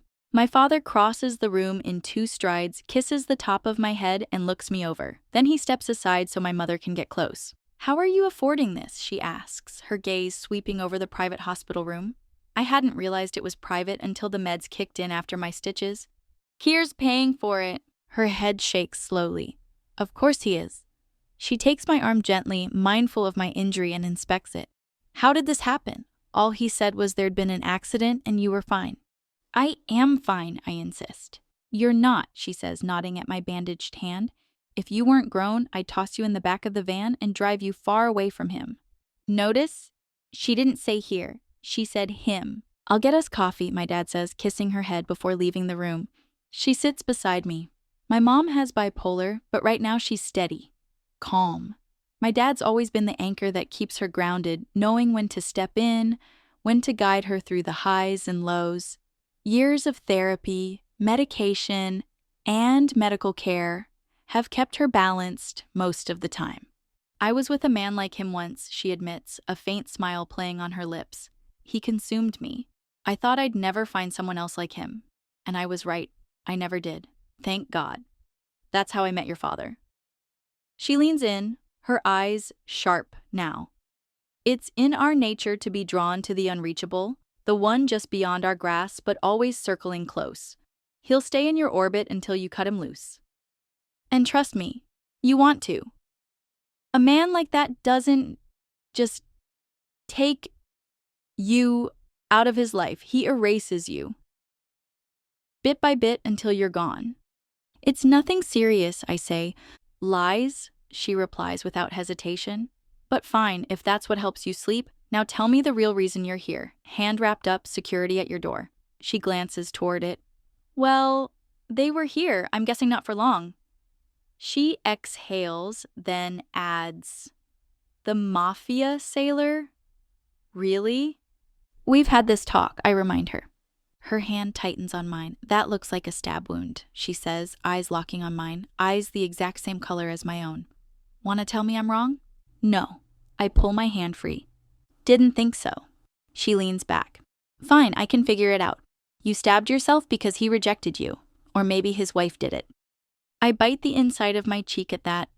Her eyes widen. That was a joke. Wait, she really stabbed you? He's married? No and no, I say quickly. The door opens. My dad returns with 3 coffees. Mom takes hers and sits again. You're coming with us, she says firmly. I actually want to go back home, I tell them, glancing at the door to be sure it's shut. We sold the place so we could travel, my dad says. But Benny's living there now. He's old, needs some help. I'm sure he'd rent your old room to you. Really? My chest tightens at the thought. It's been years since I was home. That's where I met Dylan, back when life was different. Just don't slip back into who you were, Mom warns, though she softens it with a smile. They stay the whole day. We eat lunch, talk about their trip, and Dad calls Benny, who sounds thrilled to have me move in. The rent would be next to nothing, and with what I've saved from working 3 jobs, I'd be set for a while. Later that evening, Keir strolls back in wearing a fresh suit. Clean-shaven, polished, he looks like he walked straight out of a Mafia film. I, on the other hand, feel like a wreck. My hair's a mess, my face is swelling and bruised, and here he is looking like trouble in the best tailored way possible, and I try to smooth my hair. You look beautiful, he says, and even Joey looks stunned at the compliment. Keir walks over holding a massive bouquet of flowers, big enough to make the room feel smaller. You got me flowers? I ask, baffled. This place needed some color, he says, his gaze sweeping the room before settling back on me. Doctor says you can leave tomorrow. I'll stay tonight, and when you're discharged, you'll come home with me. You'll need help while your hand heals. Before I can respond, Mom cuts in. Oh, absolutely not. No, I'll go with my parents, I say quickly. We'll talk tomorrow, he says, shutting it down. I've ordered dinner if you all want to stay. Philip enters then, carrying bags that smell like heaven, pasta and garlic bread. Mom gives him the kind of look that could curdle milk before turning back to me. I can see exactly what she's thinking. I just don't acknowledge it, because I know Keir's not letting me go without a fight. Chapter 31. Keir. If I had my way, I'd steal a kiss from her every single chance I got, every time. No hesitation. I'd spent the night beside her again, listening to the soft rhythm of her breathing. The doctor wanted to run a few more checks before releasing her, so I left for a while. Partly to get some work done, partly to give her more time with her parents before I took her home. And yes, I am taking her home. She's not leaving with them. Does that make me controlling? Maybe. But I don't care enough to analyze it. Joey keeps telling me to walk away, says it would be easier for everyone if I just let her go. But I've made my choice. Like always. And I'm choosing not to let go of the one person who makes me feel alive. She does that. Growing up, I didn't exactly get a healthy picture of love. My father never loved my mother. Everything else I saw came from stories or movies, and most of it was a lie. Joey uses the word love lightly when he talks about us. I almost broke his jaw when he said it last night after we left Sailors. But when I look at her, I know what he meant. And damn it, he's right. More flowers? Joey asks, watching me pay. Maybe you need to put a bullet in someone to bring back the old Keir, he jokes as we head for the door. That's when I spot Paige standing outside with her brother. You should probably stay in here, Joey mutters, stepping out first. Yeah, like I'm going to do that. I just want to see if he'll speak to me, Paige says as I come up behind Joey. Her eyes lock on me instantly, her head lowering. I'm sorry. Please don't cancel our contract, she pleads. You're not sorry, I tell her. You're sorry you got caught. Big difference. My driver steps out of the car, hand on his weapon, watching carefully. You're right, she says, her voice hardening. I'm not sorry at all. You were never meant to be with her. Our fathers signed the deal. You were meant to be mine. Gone is the sweet facade. Now she's all venom. Sometimes things break, I say simply. She tries to step toward me, but Frank grabs her with his bandaged hands. I meet his eyes. You're lucky to still be breathing. That's only because our families go back a long way. Remember that and keep her in check. Frank nods, dragging her back as Joey and I head to the car. She's like a dog with a bone, Joey mutters. And you gave her one hell of a bone. Calling her a dog is too kind, I reply. Joey chuckles, but then, Keir. We both turn. Ellie's walking toward us with a small bag in her hand, grinning at Joey. This is the same woman who couldn't stand us not long ago, and now she's conveniently around every chance she gets. Ellie, Joey says flatly. Sailor asked me to grab a few things from her place, she says, holding up the bag. She's fine, by the way. What happened to her? Do you know? No, Joey says, reaching for the bag. I can take it to her. Actually, there's more in the car. Could you help me? She looks at me when she says it, though Joey's the one wrinkling his nose at her. I'll help, I say, passing my flowers to Joey. Be right back. Thanks. Sailor had me pack some odd things, so I might have gone overboard. The suitcase handle's broken. I couldn't carry it myself. She rambles as we walk. Do you think Joey likes me? I know he avoids me, but I really like him. He's different. She's clingy, irritating, but harmless. Or so I thought. Joey's type is definitely not clingy and unhinged. but somehow Ellie's wedged herself into Sailor's circle. I don't know, I answer shortly. What about Sailor? You two okay? She's such a sweetheart. I see why Dylan loved her so much. Her words stop me cold. Dylan loved himself. That was obvious, I tell her. Ellie nods. True, but he talked about her every night. I think he did love her. And you didn't think it was strange your man was talking about his ex? She glances around. Where did I park? Oh, back there. No, I didn't. He said she left him for you. I figured he was just getting over her. He sold her to me to pay off his debts. You can't sell people, not now, she says, hands on her hips. Can you? I did, I reply. We're nearly at the car when I spot something off. My instincts flare. You're not this stupid, are you? I ask, reaching for my gun. She pulls one from her purse and points it at my head. Aren't you? She snaps. You think I couldn't carry my own suitcase? Honestly, I was hoping for Joey, but you'll do. Two men step out of the car, cracking their knuckles as they approach. You work for Romark? I ask, shaking my head. You could have picked better partners. One thing about me, Ellie, if that's even your name, I've been playing this game far longer than you. I slip my hand into my pocket and press a small button. Her car and the two men next to it erupt into a blast of fire and smoke. Joey planted that device last week, said she was fishing for information. Looks like his gut was right. The blast throws the men to the pavement. Ellie turns in shock, and that's my opening. I grab her gun, fire a single shot into her leg, and watch her collapse, clutching the wound.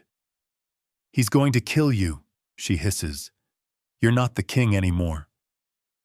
How's that? I ask. Romark owns the drug run. He runs this town. You know it. Next, he'll take you and her out. You plan to kill Sailor? She actually smiles through the pain. Number I liked her. But now, he will. You should have let me finish you. I shake my head, standing over her. Did she know? Who? Sailor. Did she know who you really are? I'll never tell, she says with a wicked grin. The sirens are closer now. I raise my gun and put a bullet through her head. Joey jogs up, eyes wide. For fuck's sake, I can't leave you alone for 1 minute. He stares at her body. Really? We knew she was bad news, but damn. She was with Romark, I say flatly. His brows shoot up. So, he glances toward the hospital. Go back inside. I'll be there soon. What do I tell Sailor? Tell her Ellie went home. He gives me a short nod and walks away. The two men groan on the pavement. I walk over, fire 2 shots into each of their skulls, and wait for the cleanup crew to get here. Hopefully, before the cops do. Chapter 32. Sailor. What's going on? I ask the nurse as she moves toward the window. Looks like a car fire, she replies, leaning forward to get a better view. Not something you see every day. Curiosity pulls me out of bed, and I join her, peering down at the distant blaze in the parking lot. We're too high up to tell whose car it is or if anyone's hurt. Back to bed, she says gently, resting a hand on my shoulder. Doctor still hasn't cleared you. She guides me back, and I sit reluctantly. My parents had stepped out to eat and change clothes. If all goes well, I'm supposed to be discharged today, and I can't wait. I'm ready to leave this city. Living here was once my dream, but now it feels like a personal nightmare. Sweet cheeks. I turn toward the door to see Joey walk in, his smile looking more forced than genuine. You hear that noise outside? I ask. He nods and drops into the chair beside my bed. I'm still waiting on Ellie to bring my things so I can shower and change. I want my own toothbrush, my own clothes, anything other than this thin hospital gown. Do you know if anyone's hurt? I'm sure it's fine, he says almost too casually. I chew my lip before asking, is Keir coming back? Another faint smile from Joey. He won't be long. I don't know why I even asked. I don't need him here, yet something in me wanted to know. As if on cue, Keir walks in, my bag in hand. He sets it on the bed, then steps back, his expression unreadable. The warmth he had yesterday is gone. Now he's all stone. I thought Ellie was bringing that, I say, as she had other plans, he replies. His tone makes my stomach twist. Something's off. What kind of plans? Joey asks, getting to his feet. Lessons, Keir says flatly. I frown. Ellie doesn't do lessons. How well do you even know her? Joey asks. Keir shoots him a look sharp enough to cut. Not well, I admit. Just that she's new here and doesn't know many people. That's it? Joey presses, but Keir's glare silences him. I'll wait outside, Joey mutters before slipping out the door. Now it's just me and Keir. Last night's Keir and today's Keir feel like two different men. This is the cold one, the one I've learned to expect. Feels like you're keeping something from me, I say. I ran into Paige today. His words straighten my spine. She asked for my forgiveness. Should I forgive someone who's betrayed me? I can tell he's baiting me for the answer he wants. That's your decision. You had plans with her long before me. Why let me get in the way of that? Maybe you're right, he says, almost thoughtful, before adding, she'd carry my child to term. The comment lands like a blade in my chest, and he knows it. I refuse to give him the satisfaction of a reaction. And she wants me, he adds. Every man wants to be wanted by the person they're supposed to spend their life with. Don't you agree? Sure, I say tightly. Keir steps closer, resting a hand on my foot. You're not right for me. The words are so blunt, they almost knock the air out of me. Not right for you? I stand, irritation boiling up. You are day and night, Keir. One moment you give me light, the next you smother it in darkness. You hand me words that could change everything, then you rip them away. But, you know what? I told you from the start we'd never work. I hate your world and you'd never survive in mine. So go, run to your twisted future baby mama. Just remember she's unstable enough to slit your throat in your sleep. The door cracks open, Joey peeks in, then retreats again without a word. Sweetheart, Keir says, stepping forward and brushing my cheek. I push his hand away. If I wanted you, I could have you. I laugh, sharp and bitter. No, you couldn't. A knock interrupts us, and my parents step in. Goodbye, Keir, I say firmly. It was, interesting knowing you. He smiles, a real one this time, leans in to kiss my cheek and whispers, we'll meet again, lollipop. I hope we don't, I whisper back, but he hears me. He winks before walking out. What happened? My mother demands. Yesterday, he was insisting you stay with him. Now he's just letting you go? I don't trust him. Neither do I admit with a smile. They leave, promising to pick me up after the doctor clears my discharge. The rest of the day drags. I shower, change into real clothes, and pack my things, just waiting for the okay to leave. The door opens again, but it's not the doctor, it's Joey. He stands at the foot of the bed wearing that easy smile. Why are you here? I ask, clicking off the TV. Keir doesn't know I came. So why did you? That fire earlier, he says, glancing toward the window. That was Ellie's car. My brow knits. What? Keir blew it up. The words hit like ice water. My first instinct is to scream for security. You're not here to get rid of me, are you? I ask cautiously. He grips the footboard. Ellie was working for Romark. Are you? I shake my head quickly. You mean the guy we had dinner with? That's the one. But he's Keir's friend. Why would I be working with him? And in that moment, it clicks. Oh no. What did Ellie do? I ask, my voice tightening. Joey smirks like he's been waiting for me to catch up. She tried to take Keir out. My stomach drops. She what? You think I had something to do with it? I press. He simply nods. What about Keir? What does he think?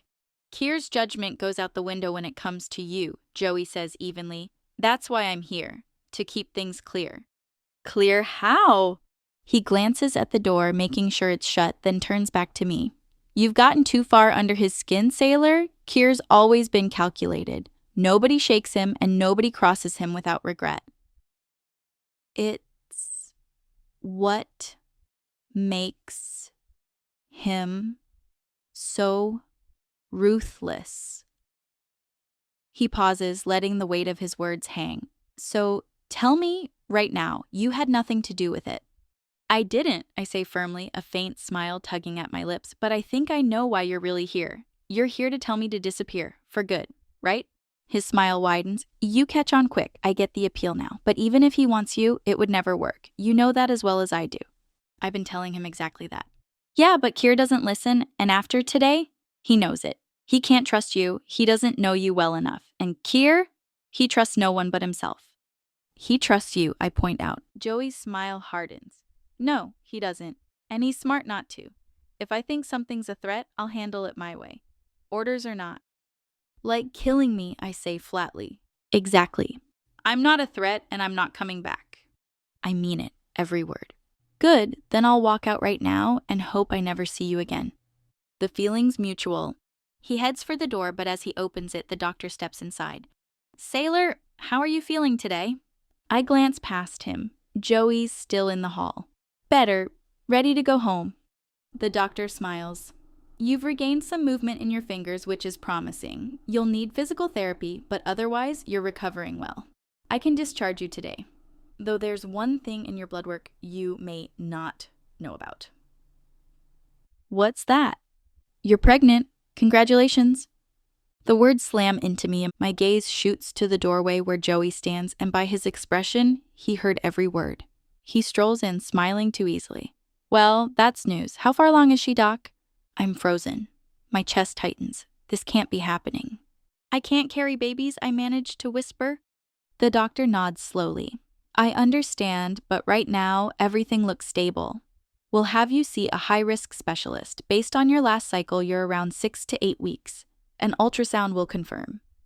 He leaves with a list of instructions, and Joey stays behind, his eyes locked on me. It's his, isn't it? I swallow hard. I don't know. It's a lie. I know exactly who the father is, and it's not Dylan. Joey's jaw clenches. This changes things. He pulls out his phone, but I blurt, don't tell him. Please, I'll lose it. I always do. Don't tell Keir. He'll kill us both if he finds out, Joey says bluntly. He won't find out, and by the time he could, there won't be a baby. Joey, please. He rubs his face, pacing. When you lose it, you tell me immediately. If you don't, I tell him. I nod quickly. He exhales sharply. We just signed our own death warrants. It's worse if he knows, I insist. I'm not meant to be in his life or have his child. Paige's. He gives me one last look, then walks out. I'm left staring at the wall. I'm pregnant. 8 months later. Hello, sweetheart. I've missed you, lollipop. Subscribe for part 2.